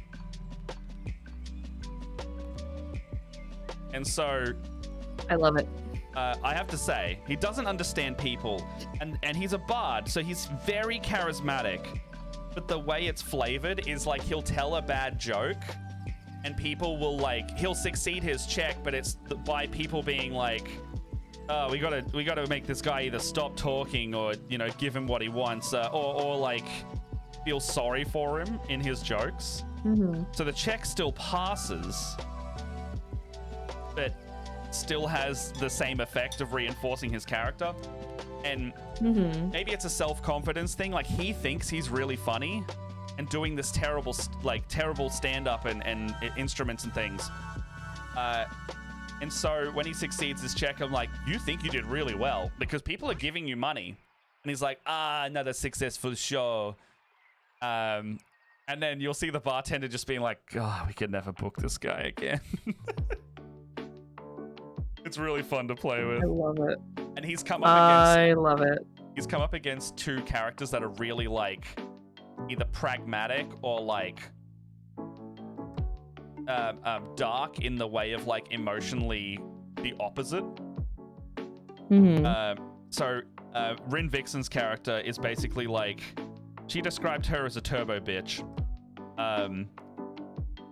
where basically she's just like, I don't like people, I don't like you, I'm here for my own purposes and goals, but I am, you know, I will work with you kind of thing. So like not detrimental to the group's dynamic because Rin's a good role player and knows how to still have a reason to be with the party, because that can be really hard if you have a character like that, in my experience, that has that character but they don't want to be with the party. I'm like, well, why did you... I've asked other players this, like, why did you make that character if you don't want to travel with them? And then Ash's character, Ash Makes. Wonderful Ash. Mod on the channel. Love Ash. Shout out to Ash. Yeah, Ash. Fucking love you, Ash. Playing her third ever created character, Callistus. and she's a death cleric of the Raven Queen. Ooh. And I love that concept because it means that she said to us, I am a healer, I am not a resurrectionist because you should be dead when you die. So she abhors undead because it's not the natural order, because the Raven Queen wants everyone to pass on and stay dead. Yeah. I love that Oh, concept. I love that. Yeah. Raven Queen is finality, and if you disagree with finality, you are wrong. You know, I had a problem. A player one time. Yeah. I don't know necessarily call the player a problem, but like problematic behavior. Problematic in that like this player was having a hard time with the game because they're like, I don't understand why like nobody wants to learn anything about my character. No one interacts with me. Like, I don't understand why no one's taking interest in my character. And I'm like, you're kind of mean to everybody. Yeah. For like no reason. The character's mean or the player's mean? The character is mean. Mm. Like very snappish and like not very nice. And I'm like, we've got a bunch of like really happy-go-lucky, funny characters in this game. You can't be mean to the other players if I think that's if you want. That's what we got the difference with. Because they were interested in this character, but then she got really mean, and everybody stopped interacting with her. I think that'll come with like, you know, are they doing interesting thing with the roleplay of their story as well, and hopefully they've been given the opportunity to do so. Like, I can see that could be a problem, and I don't think it's going to be with what's Rin's character's name? Yuria could very easily go that route, but because we fleshed out the backstory, we kind of know where it's heading, and I know what like flags to look for in that, like, okay, we can reveal Yuria's backstory here because it is not just shut off from people, it's like protective for reasons. Yeah. And so like we can kind of peel away those layers to be like, you can still be the turbo bitch you want to be, which is great, but then we can have like this understanding a bit more, and then when the party understands that, they'll kind of bond closer as a group, even if it doesn't show on the outside. Yeah. Right now, that is so good. The thing that bonds the party and the characters together is the shared hatred of Mosh, Elliot's character. Because Callistus and Yuria are very much just like this fucking guy. Saz the Meeple is also in the game. So Saz from Meeples and Dragons. And her character's just a sweet bean. Barbarian dwarf, named her axe, likes collecting weapons. So we've got two sweet beans. One of them's an idiot, one's just happy to be there. And then we've got two like moodier, broodier characters. So we've got the dichotomy right in half, and the contrast is so apparent in a way that we all were like laughing at what the other person's doing, and it was great. But like, as long as you can make that kind of stuff work, because like, it's fine to be a moody character. It's fine to do that kind of stuff. It's not fine when you're a jerk. I think that's it. If it's not at the detriment of the game and the party, do whatever. Like, literally do whatever. But if you notice that other characters aren't getting along with yours, figure out why. And there is, you know, it's not the DM's job. I want to state this as well. It's not the DM's job for you to have a reason to be with the party and get along with the party. Part of that is your role play.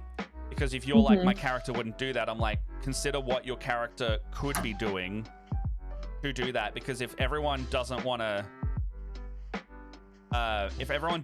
be around your character, that's fine, but you got to find a way to work with them and bond with them, because you are doing these horrendous, horrible tasks together, and that shared experience will make you grow closer. Okay, Elliot, if you link the clip, I can bring it up, because I've got the little window, if you wouldn't mind. Or actually, You don't have to. I can find them if you don't have the ability or spoons. But yeah, the clips you can see everyone trying not to laugh. He's saying. We've only done one. Because it's been really fun. Sorry. Oh, that's good. I was just gonna mention, like, I remember I played a game with, like, I'd made this character who was like, I wanted to make this like femme fatale kind of character. I remember playing the first session with a bunch of players and realizing, oh shit, I accidentally, like, I've flown too close to the sun. I've made, like, accidental lone wolf character. Yeah. And, like, luckily that game didn't survive past the first session. So I got to bring her to a new game with the same DM. But then we adjusted and I made changes to that character so she would be more, like, better for a party. Mm-hmm.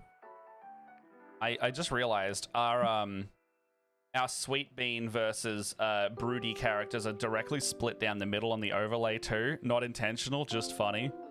Can I make this fit properly? Okay, here we go.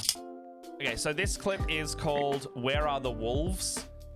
And this is one of the ones that we fairly enjoyed the other day, and it was between Mosh and I think the bartender or somebody else. When I was trying to give them their quest point. Wait, where were the wolves? They. Let me know when you're gonna play it, by the way, because you need to also play. I'm good. Yeah, good. Okay, ready? 3, 2, 1. Wait, where were the wolves? They were in the forest. So the wolves are in the forest. Yes. Oh, I think I can hear yours. Okay, and they are just wolves. Werewolves. Oh, I'm sorry. They're in the forest. You just told me. Yes, yeah. The werewolves I'm sorry. are in the My forest. stuff is too loud. I will. No, the wolves are in the forest. Play it for the people, and I will are... watch it after stream because okay. I don't have a headset right now. Right. Unfortunately, so I don't want a feedback loop. So fair. All right, I'll start again. Play it for the people. Where were the wolves? They were in the forest. So the wolves are in the forest. Yes. Okay, and they are just wolves. Werewolves. They're in the forest. You just told me. Yes. The werewolves are in the forest. No, the wolves are in the forest. Yes. Yeah. The werewolves are in the forest. We are going around in circles. Is this another situation? Do I need to just put the WW are in the forest for you? What? Why you are adding an extra W? There's only one W in wolf. And you guys wanted to bring him with you, is that right? Nobody said we wanted to. At this, you just hear the of the stool, and Yuria just gets up and walks upstairs to the rooms. Yes. Look, I don't want to say. So, bit of silly fun. Just the very much the who's on first joke, like the improv thing. Who's on first? No, seconds. It's over. Number 2's on first. Okay, well, who's on second? Third. Third's on second. Third's on first. That age-old joke. Mm-hmm. But just fun. I like when you get a good bunch of good beans and you're just like, this is good. This is good. Yeah, and because like you can see like Ash just giggling in the corner. You can see like Rin just being like, oh my god. I could see the emotions on everybody's faces. Yeah, they were just like, it's fucking mosh. And there was like multiple times in the session where I just had to be like, and it could turn into a catchphrase. He would do something or the dice would fail, and I would just be like, God damn it, Mosh. Like as the DM, it kind of like every now and then I'd just be like, oh my god, this guy. Darkstar, are you putting on fresh wet palette paper and it's curling up, or is it like curling up like after you open your stuff up? So because sometimes I find that like it curls up when it's initially becoming hydrated. Like when I put a fresh new thing of wet palette paper onto my wet palette, it is like it'll curl up because it's beginning to hydrate. Or sometimes it'll curl up if my wet palette is too dry. Those are my experiences. Yeah. Usually when it's already dry, it kind of crumples up and it will re-expand. Because I'm pretty sure when it gets wet, it expands out. I think that's why it curls. When I put it in, I always just kind of do this maneuver as well. I just like sit there, and until it's fully hydrated, I'll just line the edges with my fingers until it settles down. I'm also doing the Tupperware with a $1 sponge and baking paper method. You just gotta wait for a bit. It's not gonna do it immediately. It'll take like a minute. And then when you put new, I do the same thing with a paintbrush. Like I take like a soft bristle paintbrush and I just kind of run it across the surface until it's hydrated enough and it's stopped curling. Yeah, it's just a patience thing for me. Yep. But yeah, gotta be patient. Gotta be patient. I mean, it's half this hobby, right? Oh shit. Speaking of patience, I think I have a lot more freaking filigree to do in a sec. It's a sister of battle. Of course you have more filigree to do. Yeah, but look at this tabard and look at my reference art layer. You're doing so good. Look at the reference art. It's a lot of work. I know it's a lot of work, but that's what it is to paint Sisters of Battle. I like being belligerent, though. Like being belligerent. One of my favorite ways to be. I like being bratty and belligerent. You're doing great, sweetie. I couldn't tell. You couldn't tell? I think that might be sarcasm. I feel like you're condescending me right now. Being condescending to... You know what I mean. Like what? I don't know what you're talking about. What's going on there? I don't know what you're talking about. I feel like it... Wow. Just something about it. Whoa. Oh my god, I love this little sanding block. Sanding block? Oh, your camera's gone on me. What's going on there? Yeah, it's just like... Oh, your Discord camera. Hold on. My Discord camera. Oh, no, there it goes. I think the window was deactivated for too long. Oh, I understand what happened there. So I got these like, it's this thing. It's a little glass sander, and it's got tiny hexagons on it. You can't see it, you can see it a little bit. It's got tiny hexagons. Hexagons are the bestagons. And you use it to sand, and like look how smooth that is. You can't tell there was any sprues connected to that piece of plastic. Tell me where were the connection points? You can't even see it. It's so shiny. That's really nice. Yeah, that's a good job. No worries, Elliot. I wish you have a good one. I wish you much patience. Unlike Matt. I have patience. I'm just... You're not a doctor, though. I'm gonna bloody get you one day. I don't know what you're talking about. Now who's being bratty and belligerent? Me! It's me! I know what sarcasm is. Oh, you're fucking shitting me right now. I had to apologize to someone on Threads this morning because I thought someone was trolling me, but they were... I hope they were doing it in good faith and being genuine. They said... but you just can't tell. I can't double down and be like, no, fuck you. Because then I'm an asshole. But there was this wellness asshole on Threads today, and a lot of people are just like, this is really shit information. You shouldn't be saying this. They were basically like, 5 ways to cure ADHD. Go to bed on time. Eat better. Don't eat processed foods. Go outside. Go for a walk. And like, and you're just like, fuck you. First off, I think I saw it because a few people I follow, like Ethereus, yoga was one. Hold on, let me find it directly because I commented on it twice, being like, this is fucking stupid. Excuse me. Oh, they've deleted it. They very clearly got fucking ratioed. And I saw someone share it on Twitter as well. But basically, it was along the lines of that stuff. And I saw Ethereus, my mate from Castleton, basically go like, this is really shitty information. Like, you literally can't do that because it is literally not possible. Very clearly, this person is just like some kind of grifter, you know, some health grifter. And then I also commented being like, this is really dangerous information. Yeah, it's pop therapy shit. Yeah, just go to the gym. It's such bullshit. Because this person was clearly like saying it and just smoke bombing out, you know? They didn't have any interactions on their post. People dunking on them, they didn't even come to the table and be like, this is what I believe. They just did it and let people fight. So very clearly could even just been engagement bait. And yeah, no, I was just like, it's really dangerous information because you can't cure something like that with when you literally have a chemical imbalance in your brain. That's what this is.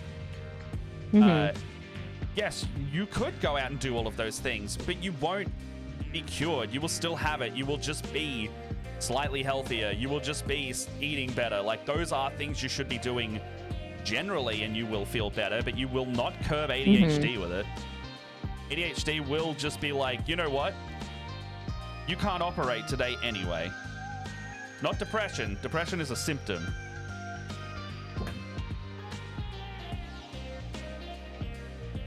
And then someone else came on being like, "Oh yeah, what do you know? What thing do you know?" And we were just like, "Okay, well here's like some specific things that cannot be refuted." And they were like, "Oh well, I guess you're right. Thanks for the engagement though." And I was like, "Oh man, fucking assholes." Like a lose-lose, you know? You don't fight them, people believe it. If you do fight them, you get what they want. Which is, I guess, why people screenshot it and just, like, dunk on them again anyway. Their posts will get shared less.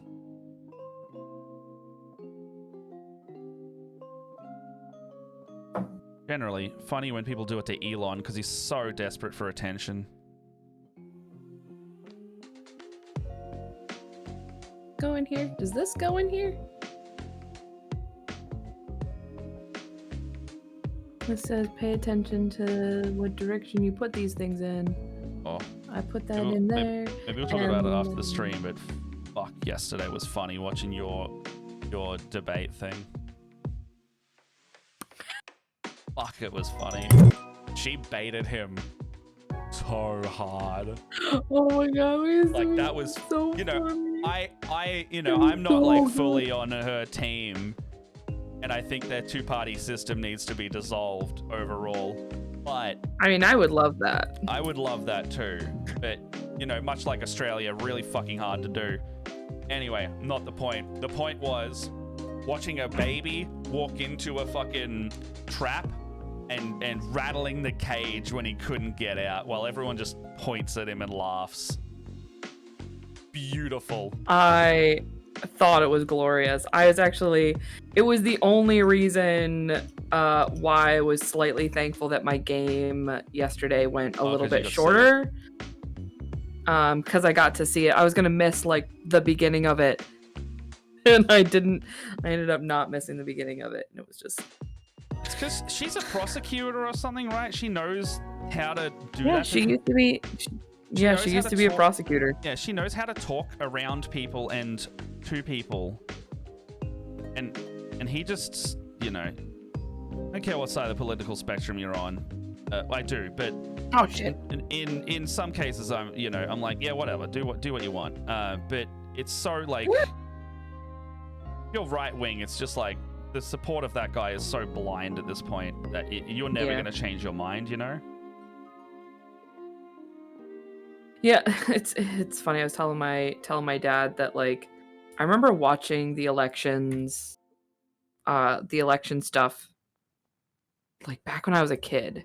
Hmm. And then my dad would watch Jon Stewart, and I was like, I don't know, I don't understand what's going on. Because like I was a kid at that time. I actually got back onto Jon Stewart recently because I saw he came And- back and went, yeah, it's not bad. Watching like now as a 30-year-old person being like, oh my gosh, now I watch Jon Stewart because he's my source of information now. It's not that he's my source of information. It's just he, you know, he's pretty centrist from memory, which not always great. I don't agree with every opinion he has, but he does lay it out in a good way, in a digestible, and also like, you know, he's not explicitly being like, fuck this guy, but he's not doing him any favors, you know? Yeah. Look how cool I would this love him to be is. like, fuck that guy, but, you know, I'm not going to get what I want. That's How really freaking nice, cool. dude. And then, Can you like, okay. And I know it's like, no, it costs you money one day, but can I see you paint a battle suit? Can I like? Can you see me paint? I want to see you paint a battle suit. Like, just if you would humor me one day. Like, what kind of battle suit? Like a Tau one. Oh yeah, hell yeah. I really want to see that. I would do that. I'm just wondering, like, the Crisis battle suits are in a set of 3, and I don't know if you're going to want to paint 3. The Commander battle suit is slightly cheaper and a bigger model. Could be the one to go. It's under $60 I'll do for it. you, unless the price increase has gotten to us. I think it's about 50. I'm just like, ah, look how cool that panel lining came out. And you can see the pink underneath. And the reason I want to say is because I want to, like, you don't have to do this color scheme, but I think you doing a high contrast color scheme like this would fucking slap. But also a pink and black battle suit, I don't see that very often. I'll do it. I think you would get some. I will put it with the other pink and black because it's funny. Because I bought another. Because I said I bought another Ecopla, and it is in the black and pink again. I'll just have a line of black and pink suits. I just think that's fantastic. Like I mean, I feel like that would be some internet dingles as well if you did that to the level you're doing that Gundam. You know. Yum yum yum. Yeah. What else am I trying to say? Did I show you the Tau Transformer army I saw in Brisbane? Yes. I did show you that? Okay. Fucking sick. All right. So here's what you do. You send me the battle suit that you think I should paint. I'll get the battle suit and I will paint the battle suit. As in from just tell me stuff? tell me Oh, as in tell me which battle suit. I want you to tell me which battle suit you want to see. Chat. And I will do it. Chat. Going on the website. Chat. Going in. I'm giving you free reign. What? Pick whatever suit you want. Well, okay. How much money is your cap? Within, I would say, like under 100. US or Australian? Because no battle suit US. No battle suit is 100 US, unless you get the big boy, which I don't think you should get the big boy. I don't think I'm gonna get the big boy, but what? Okay. Under 100 US. Here's your options. There's a lady character you could get. There's a cheap one here. Ooh. This one here is kind of your staple. That's a pretty cool one. Don't get the big boy. Don't get the even bigger boy. What do we got here? A Riptide could be the way to go. So these are the ones, like, look at this, just gives me That's clean. so much. Like, these are some of the panels that are like, this guy's got wings. So these pieces are some of my faves. They're like the legs. Okay. So I got options for you. All right. Depends how iconic you want to go for Tau. I got options for you. I'm giving you free reign, my dude. And for this, I could imagine you're like spray priming Chaos Black. And then from there, you'd be panel lining with like your brightest white, and then you'd be like washing your Doomfire underneath it or over the top of it or something. That'd be like maybe the easiest way to go. And then you're just cleaning up the black on top of that, which is, you know, it's black. But, okay. Okay, so... 10 and then 8. And, okay. 10. I'll go down the line of like iconic to cool. So. Oh, here we go. 8. Sorry, I was looking at stuff. Alright, I'm just Hi, Bella. getting my lineup. Getting your lineup. Picking your guys. Okay, so here's my first pitch. This is like a single. If you want single model, you know, roughly. So this is Commander Farsight size. So if I was to grab him right now, he is. If you look at the stream real quick, he's this size, 60 mil base, roughly. So pretty good size. Pretty good size. Okay, I like that size. That's a good size. Good size. Most battle suits will be around this size. So there's only a couple that are smaller, but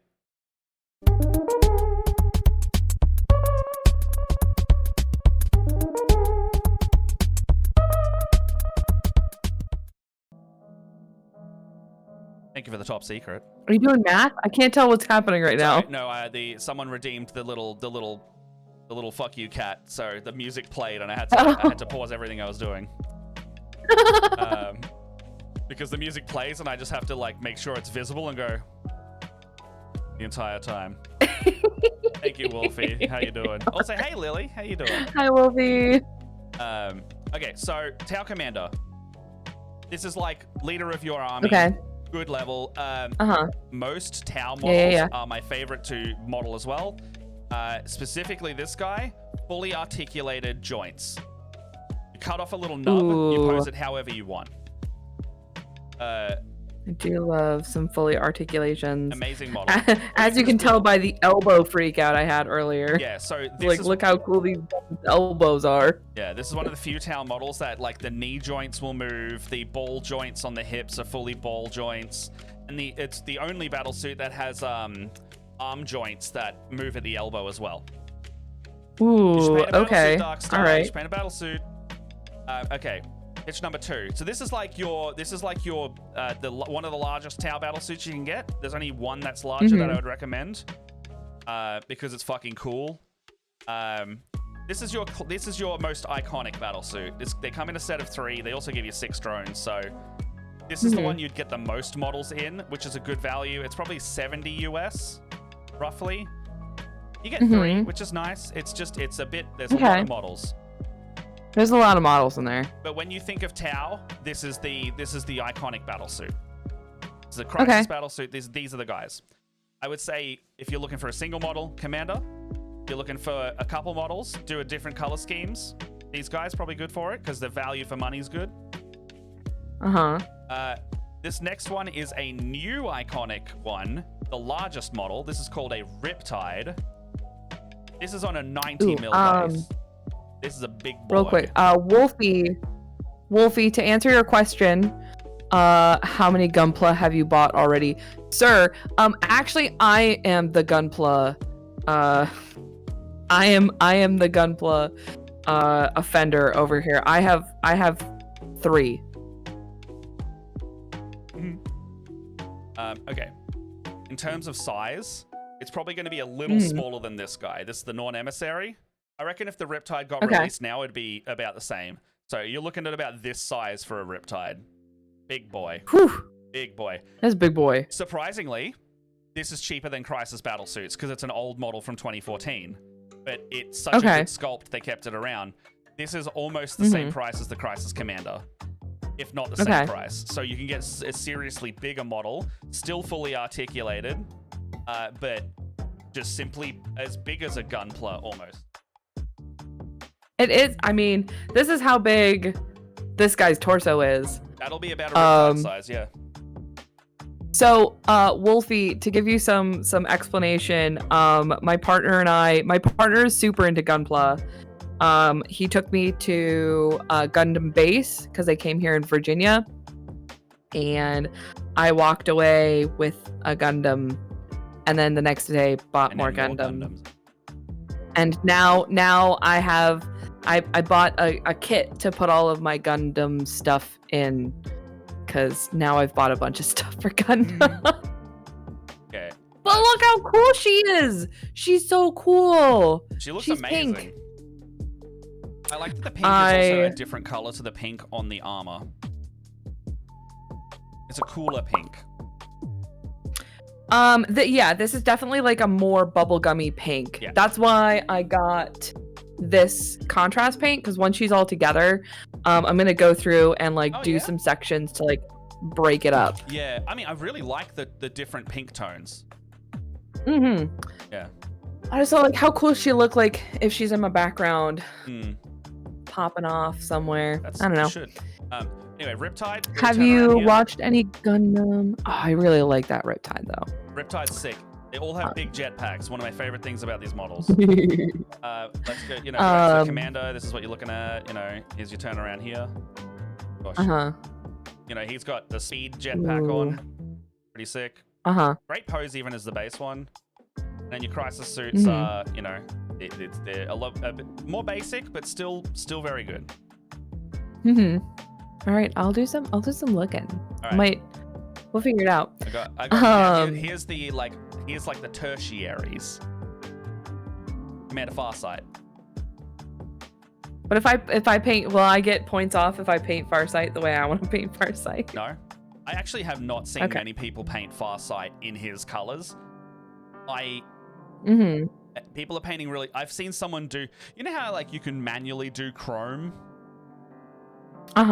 Someone is doing a fully chrome Farsight, which means the reflections are accurate. So he's got like looks like bright silver chrome, but like on the bottom it's kind of brownish gray. You can see the horizon line, and then you can see the blue into white on the top. Like genuinely hand-painted chrome on every fucking panel. Oh, you know, I think I've seen that pop up somewhere. It's amazing. I follow him on Instagram. The one at one point, and this is probably something that also is the reason why I fell down this fucking Gunpla hole, is I keep seeing, because I've been looking at Gunpla, I've been seeing people who do, oh shit, I forgot what it's called, where you like paint it and it looks like it's like straight out of the anime. Yeah. Oh, like the cell shaded lines type thing with like cell shade. That's what it is. I really like that style. I want to do that one day actually. So, Wolfie. So this is one of the Gundams that I've bought. This is Gundam Ariel. The rebuild. I actually have watched this series. This is Witch from Mercury. It is the first Gundam series that I watched. I'm actually re-watching it right now with my partner. Hey, you two, stop trying to kill each other. What bloody doing, mate? What are you bloody doing? So I have watched this one, and I also have two posable characters from this story. This is the those girls that I built during Pride month. Yeah. The cute lesbian couple. That's this anime. What else we got? Farsight's about $65. He's probably the newest battlesuit model. You know, very nice. I actually did it. I customized him and I did a different pose to this, but this pose is so dynamic and lovely. I would just recommend sub-assembling him without the arms and maybe without the jetpack, because he's a bit hard to paint otherwise. Next up, if you like strong, independent lady battlesuit, this is the. We know I love that. This is she fucking hates Farsight. This is Commander Shadow Sun. She is the non-defector main Tau character. She's a lot smaller. She's in what's considered a stealth battlesuit, and she is more along the lines of, what size is she? Probably along the lines of the Warshaper in size, leaping off her rock. So about probably similar in size to this. Okay. But she's leaping on a rock, so nice and dynamic. They hate each other. So Farsight's a defector. He started being like, you know what? Ethereals are kind of bad. I'm leaving. And then he took all of his armies and left, and then the other tower like, what a freaking traitor. And then he's just like, I want to do the same mission, just without the indoctrination. So I would say Farsight is one of the few characters in 40k that's like almost actually a good guy character. They try to make him a bit more like, you know, they try to give him some. His flaws are that he's really hot-headed and aggressive, but like overall, he's probably the main good guy character of the Tau, and he's very beloved by the community. And he's got like 4 novels now. He's got more Tau novels than any Tau, because his story is so good. In saying that, Shadow Sun's new novel explores a minor chaos god that the Imperium has accidentally created based on the Tau Va, which is their philosophy of the greater good. And it manifests and saves her multiple times in the story. And she has to come to grips with that because they are not a worshipping society or race. And they're like, I don't understand what I'm seeing. I understand that it's real, but I don't give it power by believing in it. Which is a really cool conflict of faith story. It's I just think the book's called Shadow Sun. It's the newest Tau novel. I have to read it, but I know of the story, and it sounds fucking awesome. And she has a little bit of character development at the end of it. Ooh. Darkstar wants to know if she comes with a helmet option. She does. It's right here. Here you go. Here's the back of her thing. She's actually got 3 head options. She's got a long flowing hair. She's actually got a tied up bun with a visor, and then she's got her full battlesuit helmet. So it doesn't have to look like Shadow Sun if you don't want it to. Much like most characters these days. You can have them be more like this is the stat block of Shadow Sun without being Shadow Sun. God damn it. I promise I'm nearly done. I've got 3 more for you. These ones are kind of ancillary. They're like, if you like them, get them, but the others are better. Ghost Keel.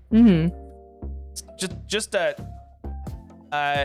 between the size of a Riptide and a Commander, bit expensive for what it is. I've got one of these. I think it's like, it's fine, it's cool, but less, definitely one of the least Gundam-y, you know? Bit rounded, bit shelly looking. Kind of cool. Cheapest option, stealth suits. Little guys. About the same size as the Fire Warrior, if not slightly bigger. So, this guy, he'll be very similar in size to a stealth suit. They'll just be more round and chunky than this guy. Kind of like a regular troop but a battle suit. And then the last one's the hefty boy, the broadside. This is the tank killer, but he's just got a big gun.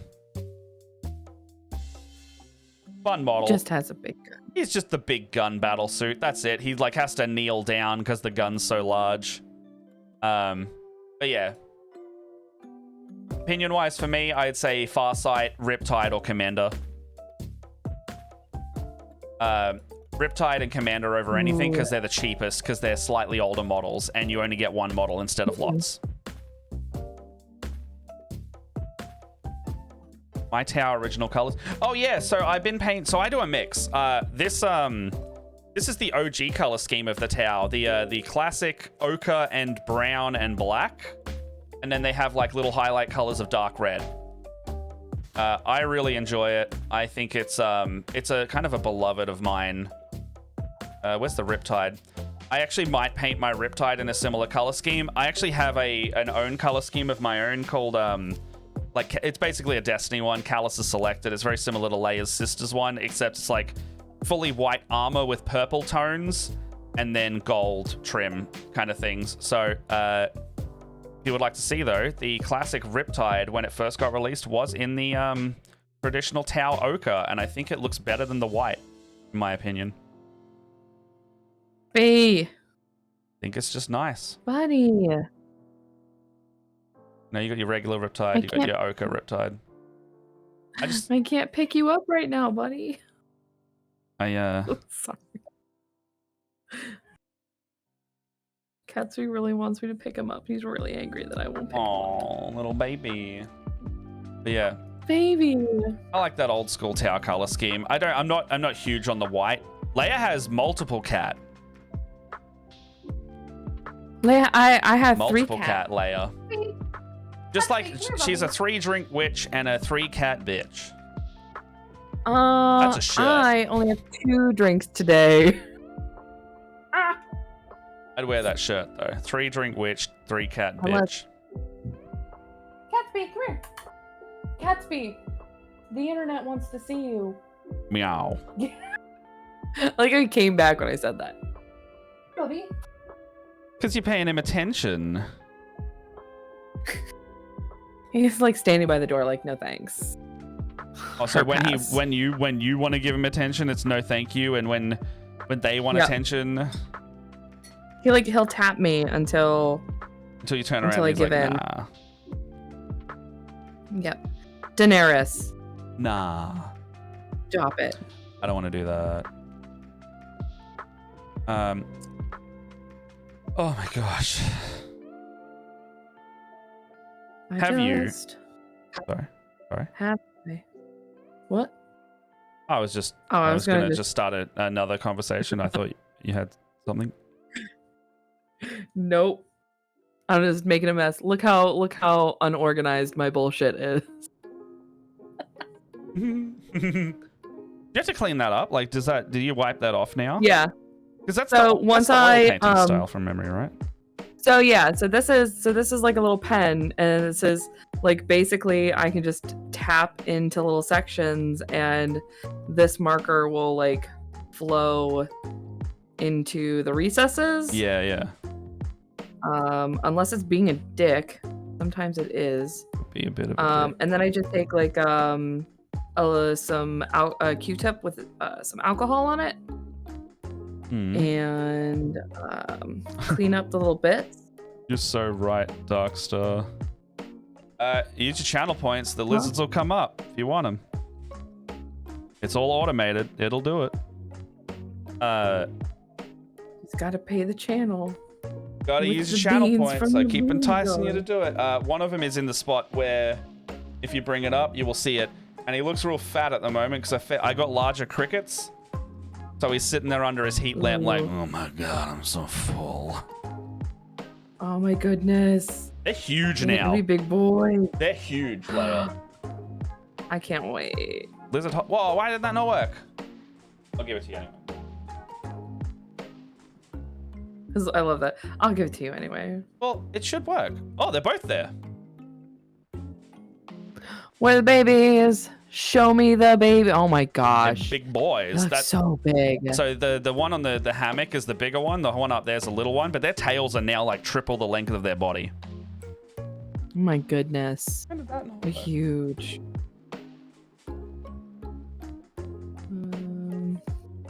Okay.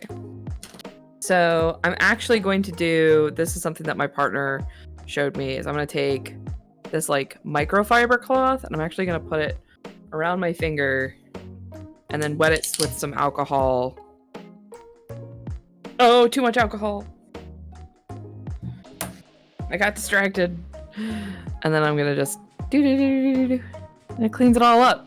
And then it looks nice. Look at how nice that looks. Hey, there it goes. All right, sorry, it did. For some reason, my trigger doesn't work on that one, but it works now. You somehow found the only one that wasn't working. I gotta clean that tank. They got a lot of poo-poos in there. They've been eating more, so they've been poo-pooing more. I'm really gonna put my blackout curtain up again too, because you can see my cable crimes in the reflection. The cable crimes. Yeah, my cable crimes. So the difference between a cleaned part and a newly... So where they are, it's called lizard hammock, by the way, not hotspot. I think if they're fast enough, they can run across water, but I don't think they're meant to, because they're more desert dwelling. Sorry, Leia. What are you saying? No, you're all good. I thought I interrupted. Talking about lizards. No, I will probably be talking like we have established. I am in like hyper focus mode, so I will be doing this for a while. Probably explain a bunch of stuff, a whole That's bunch, fair. all the time. I'm in yapping mode. You are. I'm in full yaps today. Anyways. It's because a lot of stuff's happened this week. I haven't seen you in like 2 or 3 weeks. You know, It's been a while. it's been a little while. Oh my Like, gosh, what's so- going on? And then you were moving before. We were moving, I yeah. haven't had So I took premium my layer time recently. I took my kiddo to go see Alice Cooper and Rob Zombie. I didn't realize it was their first live concert. Oh, is it okay? Did it go all right? It went really well. Okay, because I was like, that could be very overwhelming, right? Well, we had lawn seats, so we were like just sitting in the like on the green, like on the grass. Yeah. I don't know if this is a thing you guys have in Australia where like we have like open arenas. Yeah. Where there's like a pavilion and then like a bunch of green grass where people can hang out. Oh, thank you. I think there's a bit of that so here's depending the on thing. venue. So, a little backstory. My kiddo really wanted to see Rob Zombie and Alice Cooper. They're coming to our city. Actually, no, they would have been here yesterday. But because we were moving, I didn't have like money to buy tickets to go see Alice Cooper and Rob Zombie. And I happened to be telling that story to my dad when I went to visit. My dad's like, conveniently enough, I bought 4 tickets to go see that show. And just right now, your mom and I are the only ones who are going to that show. So do you want the other tickets? You just have to drive to New York to come see it. And then the tickets are yours. You guys can stay with us. That's not like impossible for you guys either, because you're in a decent enough location to do that. I mean, right? it's a 7-hour drive, but like, yeah, all right, fair enough. That's quite far. It's quite far. That'd be like me driving to Sydney. It's a little far, yeah. And I was a little nervous because it's the first time my kiddo is meeting my parents. So, like, you know, I'm a step parent. But my parents were like really, oh my goodness, my parents were. Your parents seem pretty. It was like we were driving home, and I was like, now you know exactly where it comes from. Like to your kiddo that yeah. you were like, now you know. Oh yeah. Yeah, I was like, now you know. And like kiddo's already talking about like how they want to like go up and visit my, like, we were talking about going to there's a local, or not local, but I used to spend a lot of time at this what do you call it? Like an amusement park called Knoebels. It is a theme park in the middle of a forest in Pennsylvania. Like kiddo was like really excited. We were talking about like going and meeting my family there because it's in the middle of both of us, so we'd only have to drive 3.5 hours. Yeah. Opposed to 6 hours to go see our family. But yeah, kiddo had a lot of fun, and like at the end, kiddo was like, can you send me a bunch of your favorite Alice Cooper songs? Because kiddo had never listened to Alice Cooper before. And I'm like, I had a lot of fun. Can you send me your favorite Alice Cooper songs? And my dad is like, I got you. It was so cool. So yeah, we had, it was very good. I was very happy. That's for really that. nice. And then Gundam base. So it was very exciting. You're a good mom. It was a good mom. Darkstar is asking, what color do we want him to paint the battle suit?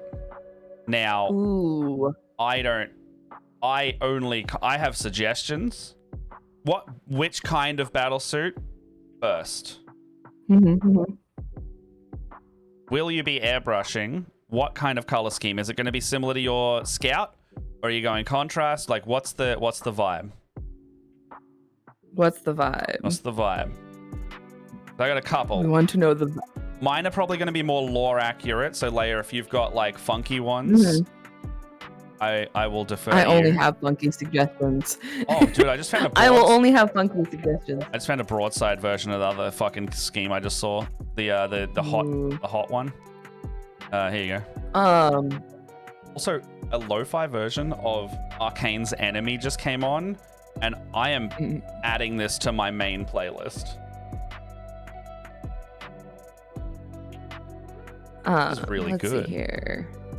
So Darkstar, what, like, is there like any colors that you really like to use or really don't like to use? I think that would be like my first startup. Is like there any color that you're just like, I will avoid this color like the fucking plague? Oh, okay. Oh, sick. Okay, so we're looking at Farsight. That's cool. All right. Ooh.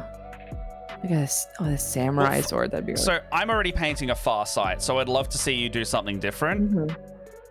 Someone's done like a dark Farsight with like a bright purple blade. That looks pretty nice. Ooh, look at that one. That is really cool. And then someone's done a metallic red Farsight. So that's like your hot rod cherry red Farsight. That's nice. Yeah. That looks Very like they've cool. that looks like they've sprayed silver and then put Blood Angels red over the top of it to get that really nice gloss. Oh yeah. Yeah. The black and orange is really cool. It's like, well, it's actually like a really dark green blue. It's a really, it's like it's almost reading black, but if you can see it as like if I will zoom in here, it's actually got very subtle kind of like dark jade highlight. Ooh, but that could still be really cool with orange as well, though. It contrasts very well with the purple and orange and yellow. Like that's poppy, even though it's a dark scheme. Farsight Enclaves is nice, but I'm like, I'm already painting that, so I don't want to just make you do that. Where's the chrome Farsight? Oh, you know what? You know what would really look really cool? Like, I am a big lover of like cobalt blue and gold. Oh, like bright gold. I think that might be called Sakia in this one. Oh, I found the chrome guy. All right, hold on. Is this the guy? Oh, all of my screws are falling over. Whoa! Oh, this guy's done the pose I'm doing. Dun, dun, dun. Sorry, real quick. Let me see. I see my name here. Leia. I'm into the anime, but I've never watched. Oh, I just lost it. Where'd that comment go? All right, here's Chrome Farsight, the whip. Oh, that is so cool. How fucking awesome is that? And the whole battle suit's gonna be like that. That doesn't look like it's real. I hate it. It's so good. I mean, I hate it because it's so cool. I hate it because I could never do it. I could never. I don't have the patience for that shit. That's it. But it's every panel has a different reflection level as well. I'm into anime, but I've never ever watched any Gundam stuff. It's like the mechs with people piloting them, or is it more about the straight up robots like Transformers? People suggest Code Geass, but I've never gotten into it. Okay. So, as a person who doesn't know a ton about Gundam, it is generally got... Hiyo! Welcome in. Oh, hey, Izzy, how you doing? How you doing? From what I know about Gundam, like the limited amount of anime I've been exposed to, it is generally about people and conflict, and so I will speak specifically about Witch from Mercury, because it is the Gundam that I have seen. That is kind of like why is capitalism bad? Essentially, is like a bunch of corporations who own giant robots, and why that's bad. There are a lot of themes of child soldiers. That is like a very large theme that kind of flows throughout the entirety of the Gundam series. Is like military industrial complex kind of stuff, right? Exactly. Yeah. Like Witch from Mercury kind of centers around, like, it is kind of an academia absolutely. Thank you for asking. Type.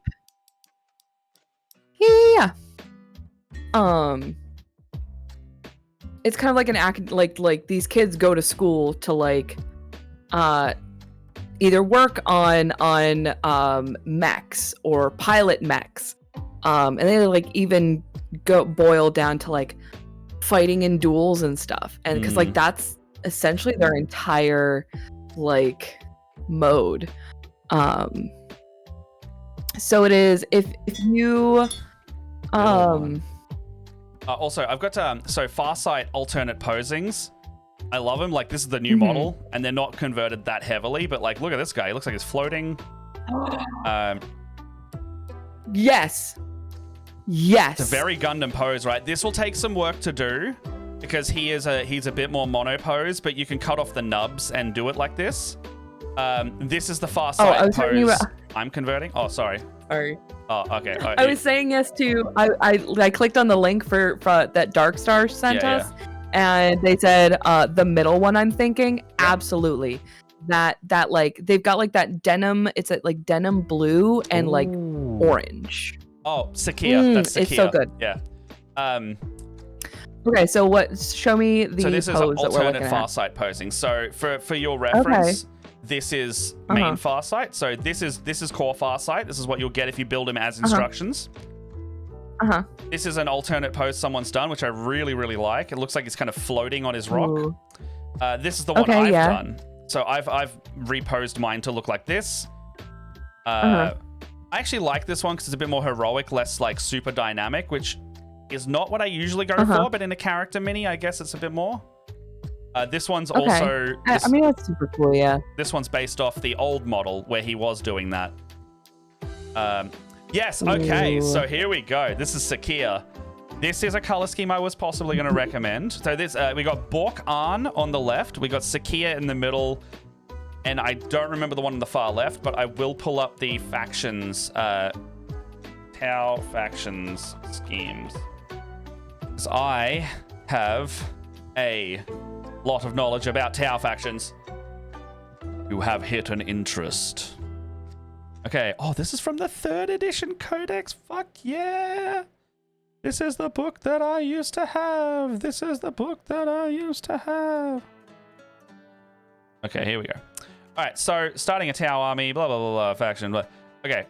Is they going to show me? Are they going to show me any different ones? No, they're not. Okay, so here is all the way back from the very first Tau Codex in 2003 or 4, maybe even 2001. This is the first color schemes of the Tau.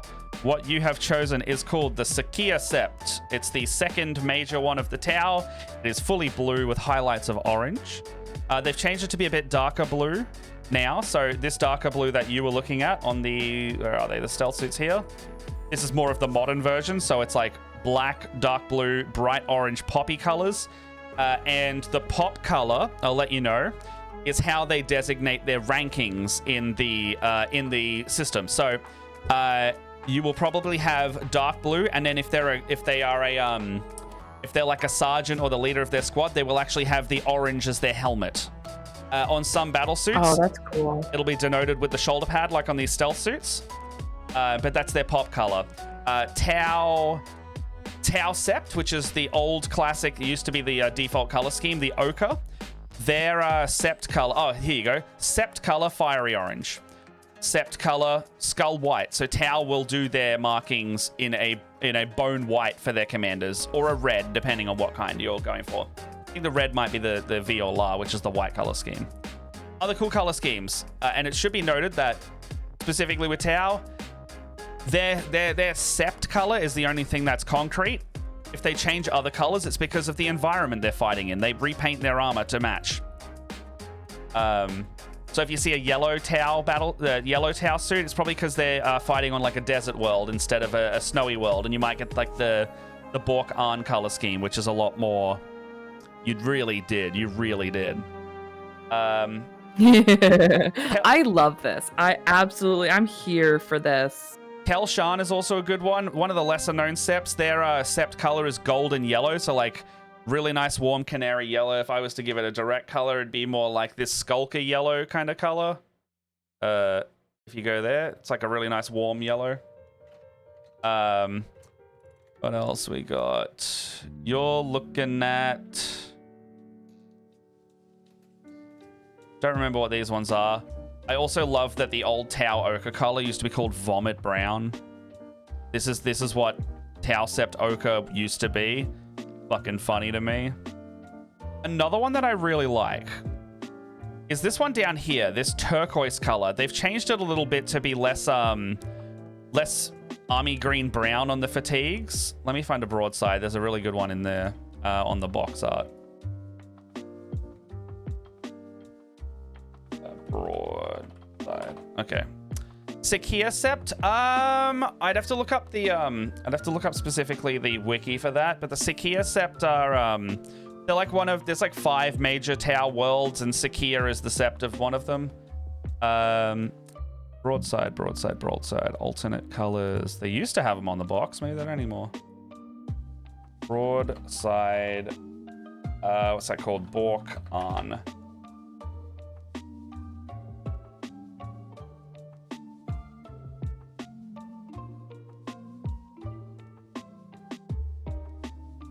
Okay, I think I found it.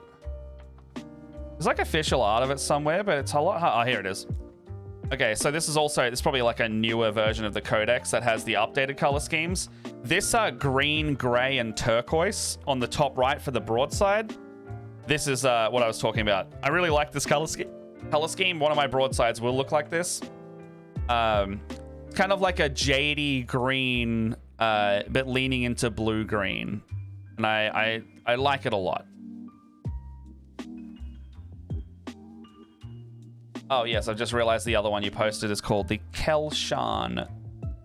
So this one on the far right, this kind of construction black, gray, and yellow. This is called Kelshan, another one of the main ones. I think they're more stealth-oriented in terms of their form. The blue is paler originally. I actually like the one that's here for the Sakia because the poppy colors are a bit better.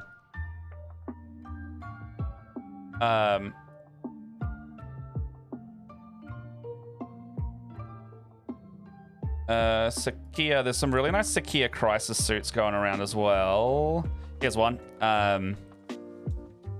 This is one of the modern ones as well. Like this, this is the official art for it. If you were to do the alternates, so the Sept color, the Sensor Vein. This is a regular guy, not the captain. Sensor Vein, orange. You got your shoulder pad colors and your highlight markings is gray. I really like Sakia. I think it's a really nice color scheme. Yeah, yeah. So, oh, it looks like this guy's more gone gray-blue. Okay. I gotta say, actually, I like the saturated one a bit better. Oh, the old Shadow Sun model is janky. Yeah, so this is like a desaturated version of the same scheme. I don't know if I like it as much. I like it because it's done really well, but... What do you reckon, Leia? It's like very Space Wolves. Yes, it's a Space Wolf. It's a darker Space Wolf color, right? So that's a rust gray. Oh, it's the same skin tone as the ethereal face or the Tau face. Hold on, look at this. Literally, same as the skin tone. Come on, load in, please. Huh. Look at that. It's the same color as their skin. Okay. Yeah. So right. I like the saturated one more. Yeah. In terms of what I really like out of the two, I really like the Bork-On because I just think the color scheme's funky. And I really like green and jade as a color overall. Hey, that's nice. Yeah, yeah. Yeah, Fang, Fenrisi, and Rust, that's exactly the skin tone of that's how you paint their skin on their faces. Which means if you were to do an unhelmeted, it means their skin would match the battlesuit exactly, and that's, you know, it would blend. A choice. It would just, yeah, it would blend too much. It wouldn't be good. What else we got? Yeah, so Leia, what do you reckon about the green, the Bork-On, the green color scheme? Sorry, I don't even have it on screen. The green up here. I mean, I like it. I like that, like, kind of, I like green. That's it, right? It's like a blue green. It's kind of nice. It's like a jade green almost. But if you're doing Farsight, yeah, go off King. Like, I'm happy. Like, I would say if you're doing Sakia, go the more poppy saturated one. Because that kind of looks like it. Depends if you want to paint Ultramarines blue as well, if you're already painting a lot of them. It means you're good at it. But, yeah, you know, it's like... Gotta mix stuff up. Gotta mix it up. I do appreciate there's no gold on this. All of their metallics are actually silver on this model, which is doesn't clash with the orange. Quite like that. Gosh, what other schemes are there? I mean, you could do something like totally out there and wild, you know? You could do what Leia's doing with like the completely black with like super hot highlights in the ridges and the I mean, like, I feel like because you're asking me to do like a Gundam style, like that's I would either have to do that, like, huh? That's Gundam. Honestly, oh, sorry. Yeah. Sorry. Like my brain goes to I would either do this where I would do like the super poppy colors like black and like a pop of color somewhere. Yeah. Or I would do what is like the hero. So like when you see Gundam series, the main suit, like the hero suit, is always like mostly white with pops of like red, white, and yellow. Yeah. So it's like my brain is like one of those two things is what I want to do, and like. I'll also never say no to classic Tau Oka. I think it's iconic. I think it's amazing. It's probably my favorite official scheme. Like, I love Farsight and I love his red, but I don't love it as a whole army. I like the yellow. The Oka yellow is just so nice. It feels like the Farsight's red is like a great pop color. It's a great pop. Like, well, I feel like it's great for like. He's also brighter than the rest of his army. They're a little bit too dark. They're a little bit darker. Yeah, you've already shown me that. But yeah, the ochre color by far my favorite. Do what you're feeling. We got 3 really good color schemes. Chase the serotonin. Chase the serotonin. I think. If you wanna stick to your strength, go the blue. You wanna do something like whack but still cool, the green. If you wanna go iconic, go yellow. Well, ochre. You know, all will read saturated in different ways, you know? But yeah, you very much hit my towel button. What? No.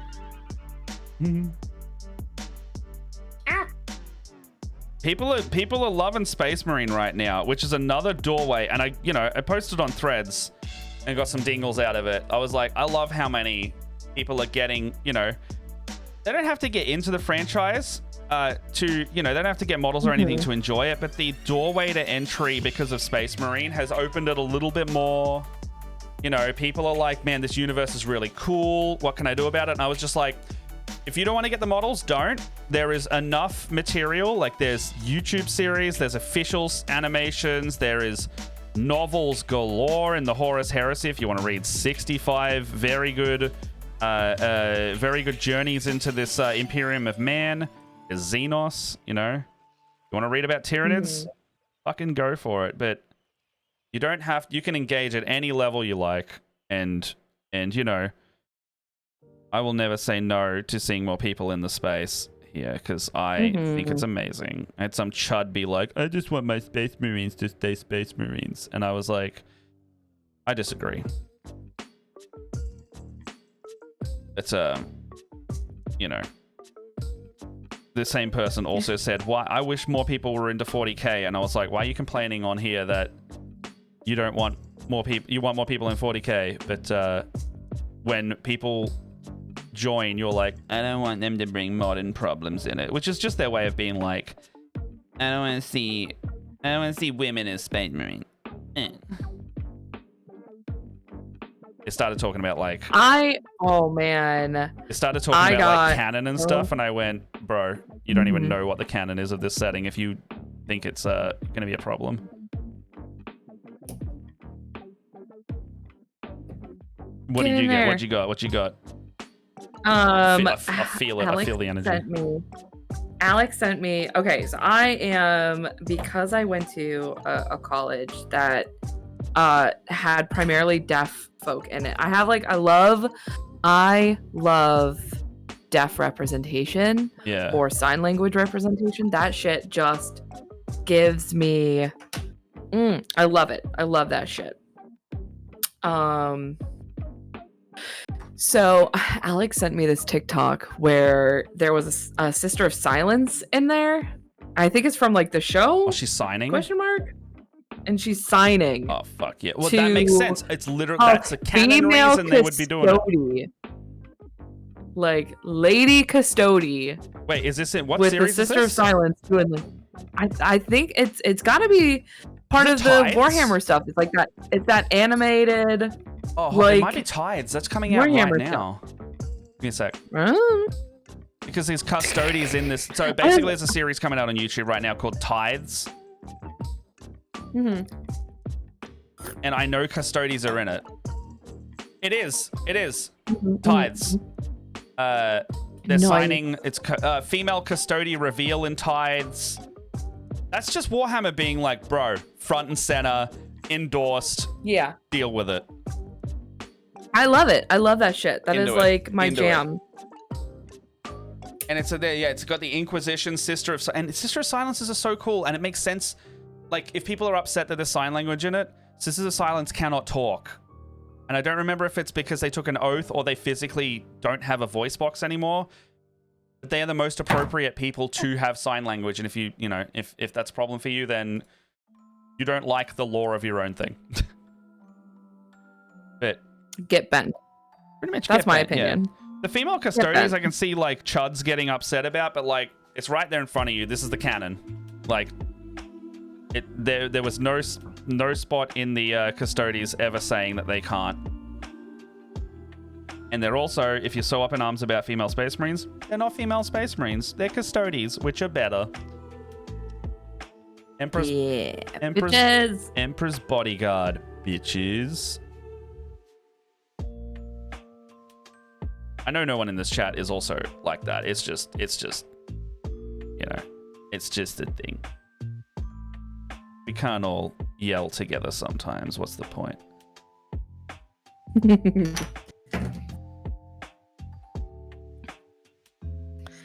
How you feeling? I'm okay to keep going a little longer, but I know it's late for you.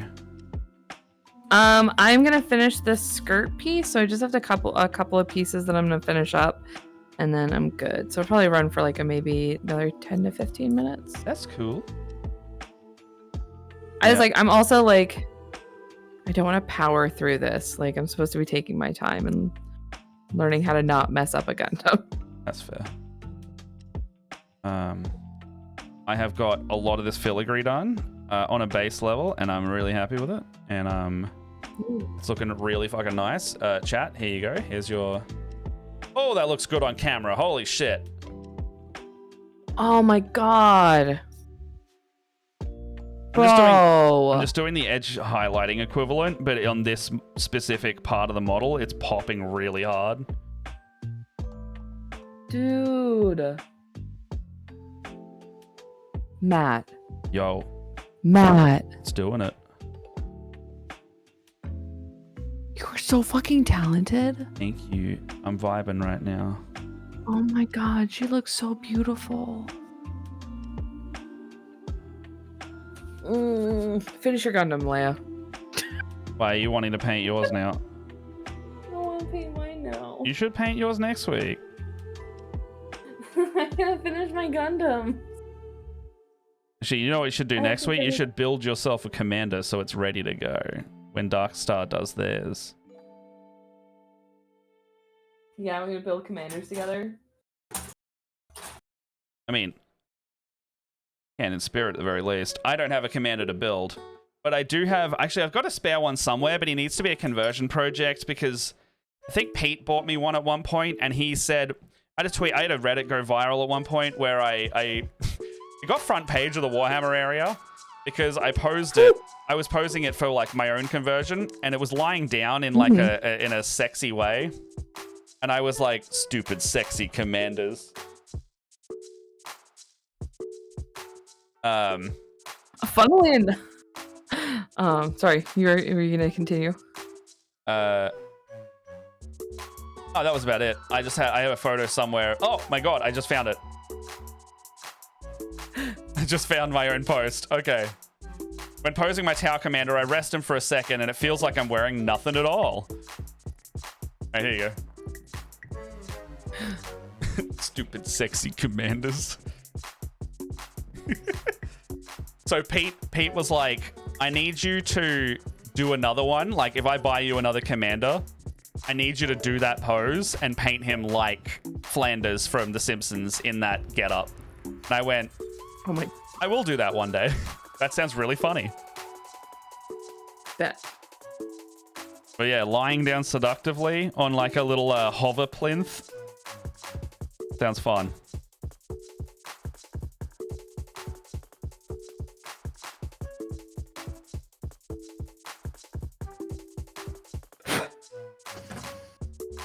I have to do another one of these behind the skirt pieces.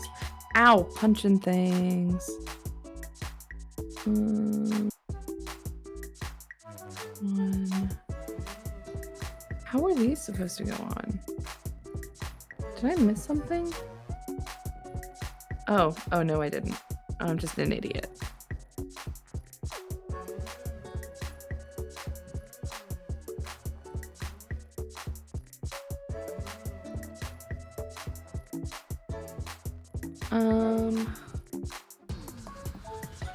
Oh, loving that.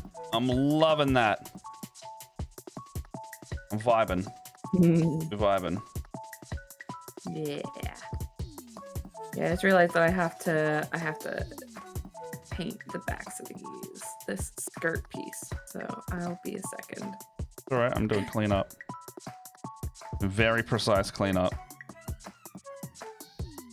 Chat, I know we've been like hyper tunneling on conversation topics today. How are you? What's going on in your world? While we've got a moment. Anything you're looking forward to? Sounds like Darkstar's going to buy a commander. What's going on? What's going on in chat world? Yeah, how are you guys? How is everyone doing? You know, Elliot's doing some editing. We know DIY Witch was doing some hobby of their own. Hope you're well, if you can hear us. At the end of this, I can imagine we're probably going to go raid Blackwater if they're streaming. Ooh. I don't think they are. I can't see Perception Studio is streaming, and I have a feeling someone we know is on there tonight. Ooh. Yes, I think someone we know is on there tonight, so that's going to be wonderful if they are. Man, I want to go play with the puppet family. That sounds so fun. Do you know that channel, Leia? I do not. Their character, so it's Muppets. All their cast members are like Muppets.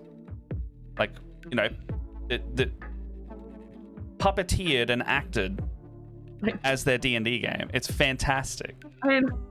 I heard you. I'm just...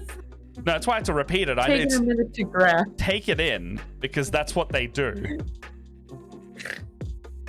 And I think it's fantastic. And they're really... AJ and I think Rob just went on when they were over there. And I tuned in a little bit. And watching AJ sit next to and perform with a literal bunch of felty friends was great. And like when they get a certain amount of like subs and bits, they do a song together. Like Whose Line It Anyway? That round table thing. Oh damn. Wonderful. Wonderful to watch.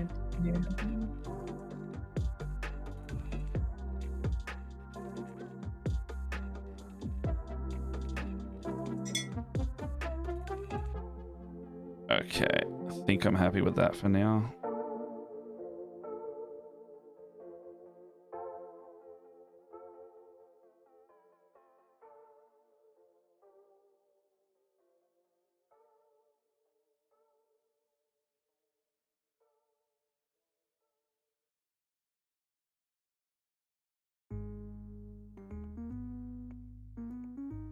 A relic song from Pokemon, I hear?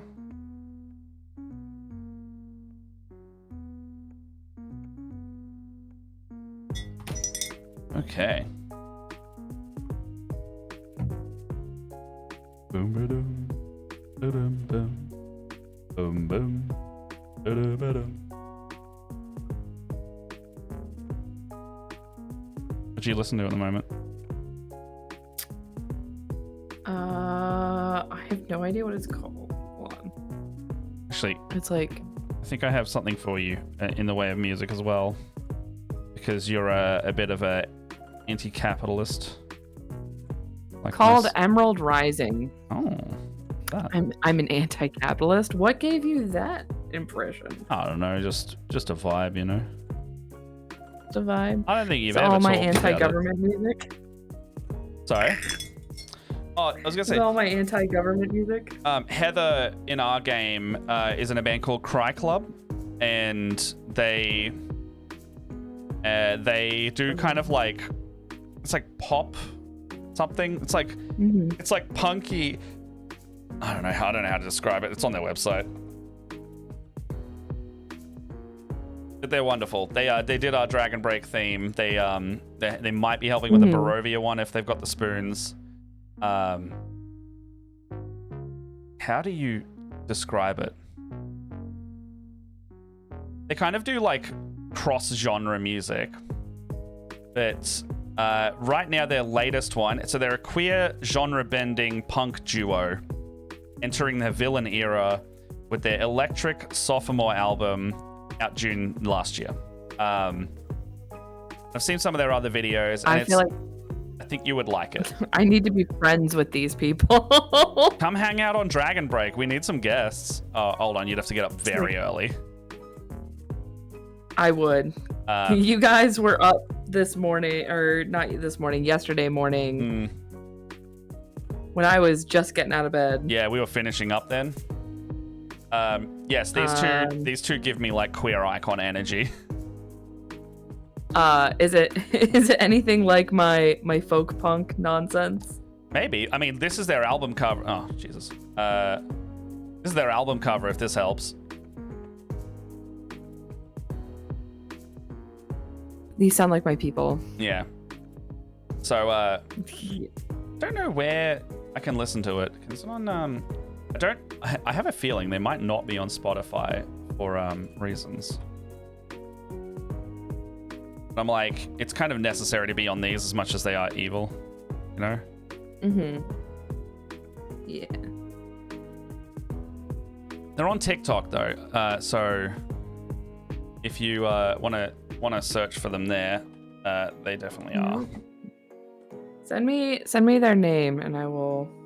Oh, they are on Spotify. Okay, I'll put it in the chat. Okay, hell yeah, they've got some of their album, some of their music on here. Copy link to artist. Here you go, chat. And then I will also send it specifically to you, Leia. Check them out. So this is the frickin' hip skirt. Does Heather work now? Yes. So Heather Riley is a NARM-based musician, voice actor, energy drink connoisseur, and the gremlin half of punk duo Cry Club. They can be found at Big Shot on Twitter and Instagram, and Cry Club everywhere else. They're a good bean. They're very kind, very lovely. I will definitely go check them out because they seem like they are my vibe. Yeah, they're your vibe. You'd get along really well. Heather's got fucking energy. Hey, Bajirk.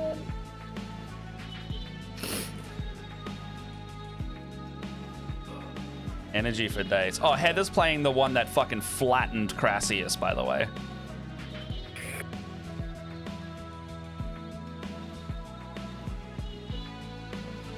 I forgot that I had put stuff on this arm that I have to clean real fast. Yeah, you do that. You do that. I'm gonna continue cleaning up my mistakes.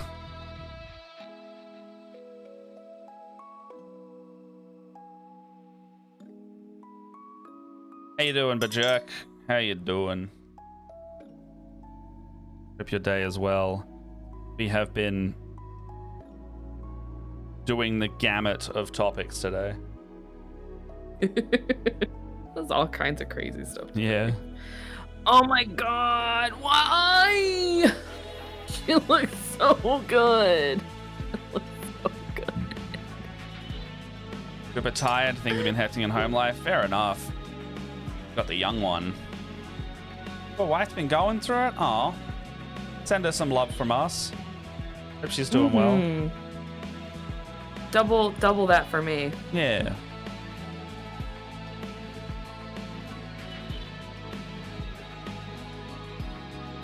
This is your daily reminder that it's okay to not be okay.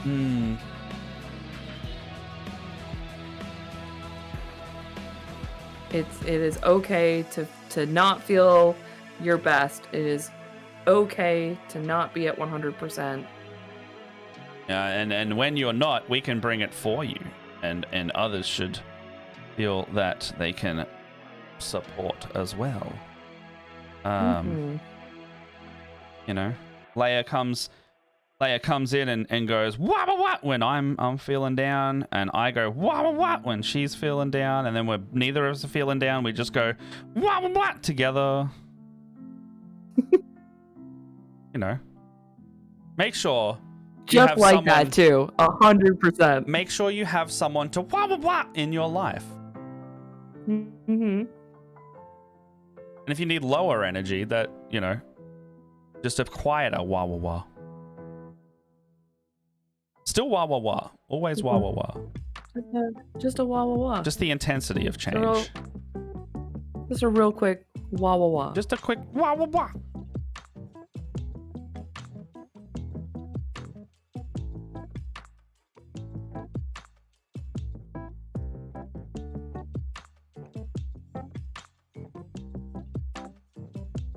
Pretty sure I hate how these hands came out. However, I don't think these are the hands I'm gonna pose with in the final bit, so I don't think it's that big of a deal. Oh, do you have like interchangeables? Yeah, there's a whole bunch of different hands. Like I've just got like a splayed hand right now, but like I've got like a fist and like all kinds of crazy Nice. nonsense. Trying to finish this trim. Oh, wait, are you still going? I'm just finishing I'm this just trim touching real up. quick. Yeah. Yeah, I missed a spot.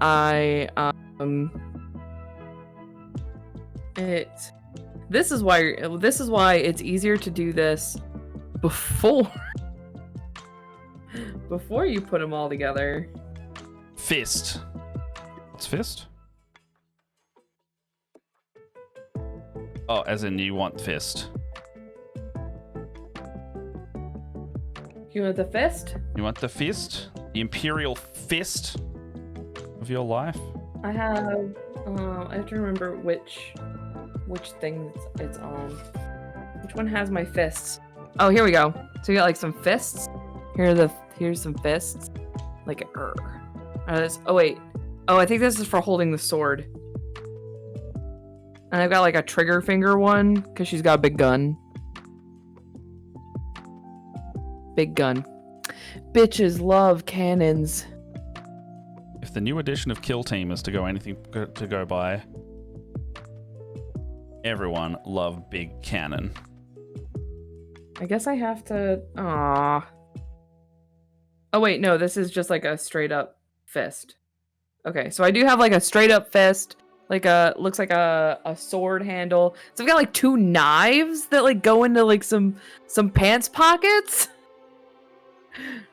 Ooh, can I share my cool idea for a Kill Team new edition?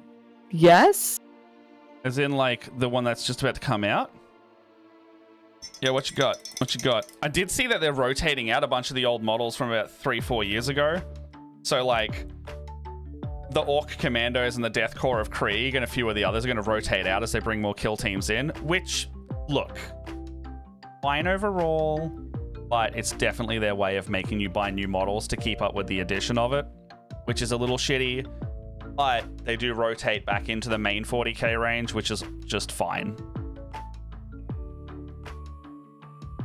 If you don't want to play main 40k, it is a little feels bad. Oh, I almost just took her arm off. Guess you could also make just her play do the other rules, ballet. but... Oh no. Do do do do do do do do do do do do do do do do do.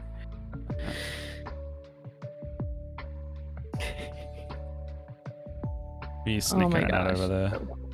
I'm just being a goob. I'm playing the there are so freaking. There are two different elbow joints. Like, there's a wrist joint. I can move the arms forward and back. The shoulder rotates all the way around. It's so cool. Why wouldn't this is the coolest. This is the coolest shit. Nice. Leia. So with this is a pitch for you as well. The new version of Kill Team has a co-op PvE feature. Pretty cool. I've never played Kill Team, so I don't know. But you play yourself, you can also play by yourself with NPCs. You can write a narrative for the system, so you can play out a story with some friends. Each player controls X number of models and play a few characters. Now, I think boarding actions may also have co-op now, which is like mainline 40k. No, it doesn't. And apologies everyone for hearing that blum blum as the thing happened. But yeah, it looks like I have a feeling we might start seeing more co-op in 40k, which is great because Jess doesn't want to play 40k because she doesn't want to have to like fight. If me and her play, she's versing me, and she's not a strategy game player, so she's like, you're just gonna win. But the idea of doing like cooperative sounds a lot more palatable because you're versing the board and working together. Yeah, Gloomhaven that shit. Yeah, exactly right. I mean, it's fun. Sorry, It's fun to do co-op. I'm like obsessed with this underskirt detailing. I'm dying over here. No, that's fun. Look how cool. This is the detail on the underside. Your skirt flaps look so good. Aren't they so cool? Oh, Darkstar, to answer your question, by the way, I'm using Donkey Roads top brass. So it's a nice brassy color. But I'm also sleepy, so I should probably go to bed. I'll stay up as long as you want. 'Cause it's midday for me. Well, it's only 1:30 for me. You're hyper focused, and I'll keep going. I think I'm hyper focused out for now. Okay. Like I need some sleepies. That is more than fine. Skirt flaps, best flaps.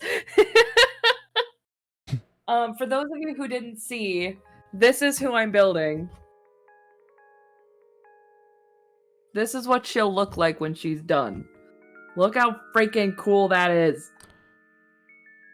Sorry, before we go, I have one more thing I wanted to show off. I have one more thing I want to show off on stream. And this was also for you as well. So, Barovia, Curse of Strahd. I'm here for it. Barovia, Curse of Strahd. You do effectively a D&D version of a tarot card reading, because this is how the campaign functions. Right. And this will determine key factors of where 5 things are happening in the campaign. Now... Ooh, and you have the actual deck, too. And I have the real deck. So these are the 5 cards that the players drew. Now, this won't hamper the story too much if I'm going to show you this now. D&D players, if you know, you know. If you would like to screenshot it and look them up later, just don't tell the cast. Don't let them see it. But their 5 cards in order were that, then that, then that, then that, then that. Okay, so the first card that was drawn was called the Tax Collector. This is a card that tells of an item of great power that they need to search for. Its information will tell them how to defeat their dark enemy. The second card was the Charlatan. This is another item, a holy symbol that will dispel the darkness in the region. The third card was the Enchanter, and this tells a story of a sword of sunlight, a weapon that can be used against the darkness. There are 2 more cards. This one, the Executioner. Oh, my bad. The Executioner tells you of an ally who will help you in your struggling times. And apologies for the glare. But the Executioner. And I would also do like a little bit of fluff on each of the cards. I would try and relate it to their characters. So Mosh picked up the Tax Collector, and I was like, you are going to be in debt soon. And he's like, no, I won't. I'm awesome. I perform well. And he goes, monetary debt is not the only way one can be in debt. Be careful.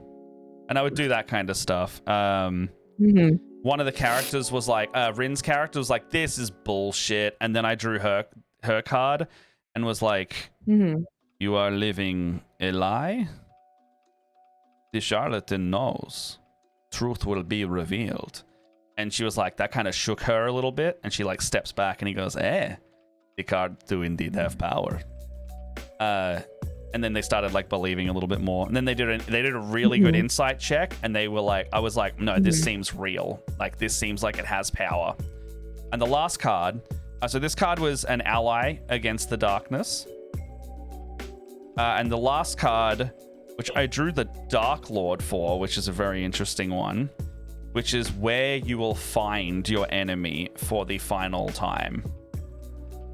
And so, if anyone would like to look this up, please screenshot it and let me know what you think. But if you have the Curse of Strahd book, you will be able to look up all of this information. Just please, please, please, please do not tell my players. Players, if you are watching this, I'll know if you know. Don't look it up. Yeah, I'll know if you know, and I will change them. As a person who has played this module, don't do it. But do you know some of these? Anything. You know Dark Lord? Dark Lord fun. And Executioner. Executioner fun. Are the two I'm like the most familiar with. But like I also I think I've picked from Executioner description a few times now. I do know some of the items that they describe just having played the game. Yeah. So, I think I can't remember any of the other ones, but I know we in the game that I got, we got the Paladin. Ooh.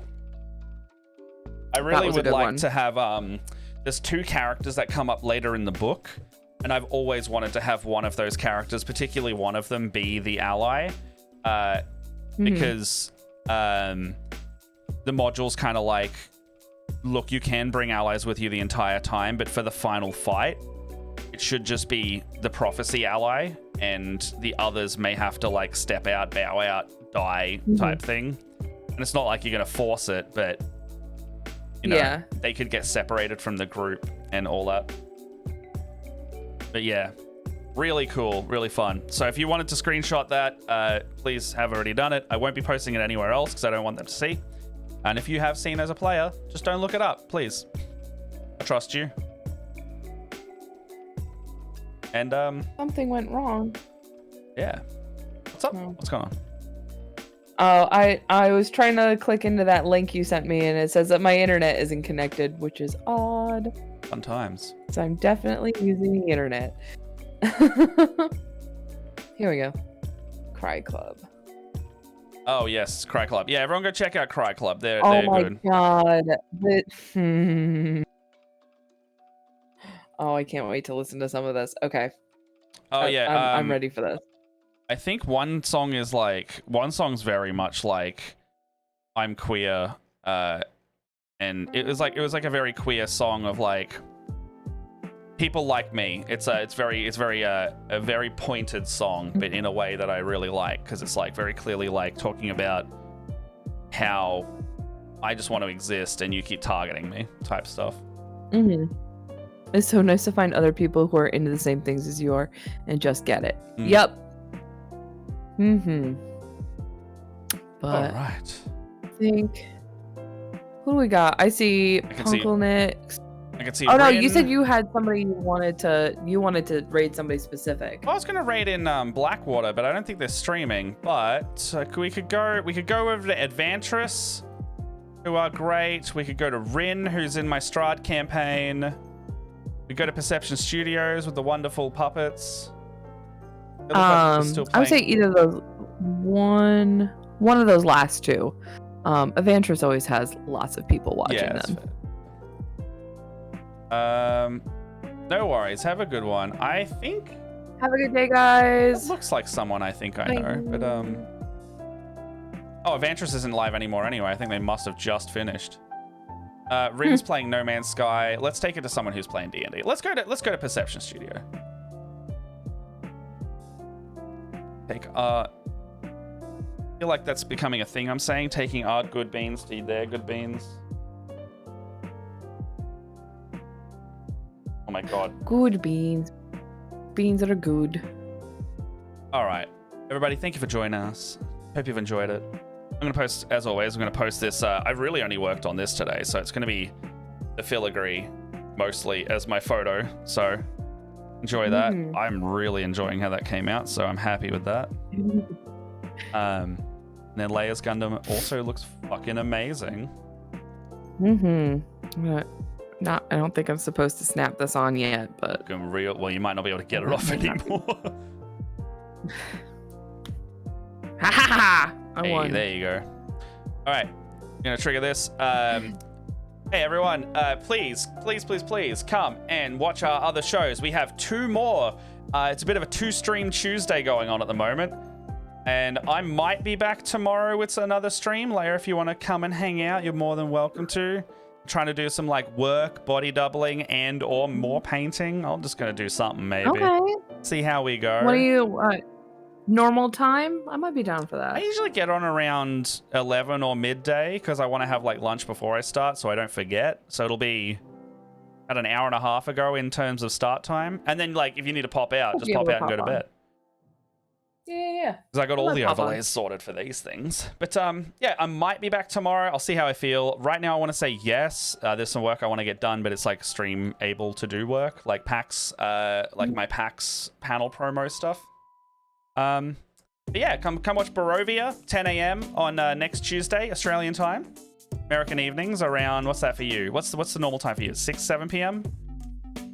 Normal time for me is 8 p.m. So 8 p.m., same time we would normally start this stream. What we do in Barovia, really fun. Episode 2, they've just got into the village. I've just shunted them in there.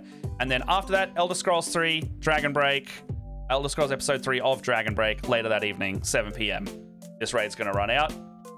So see you later, everyone. Bye-bye. Might see you tomorrow.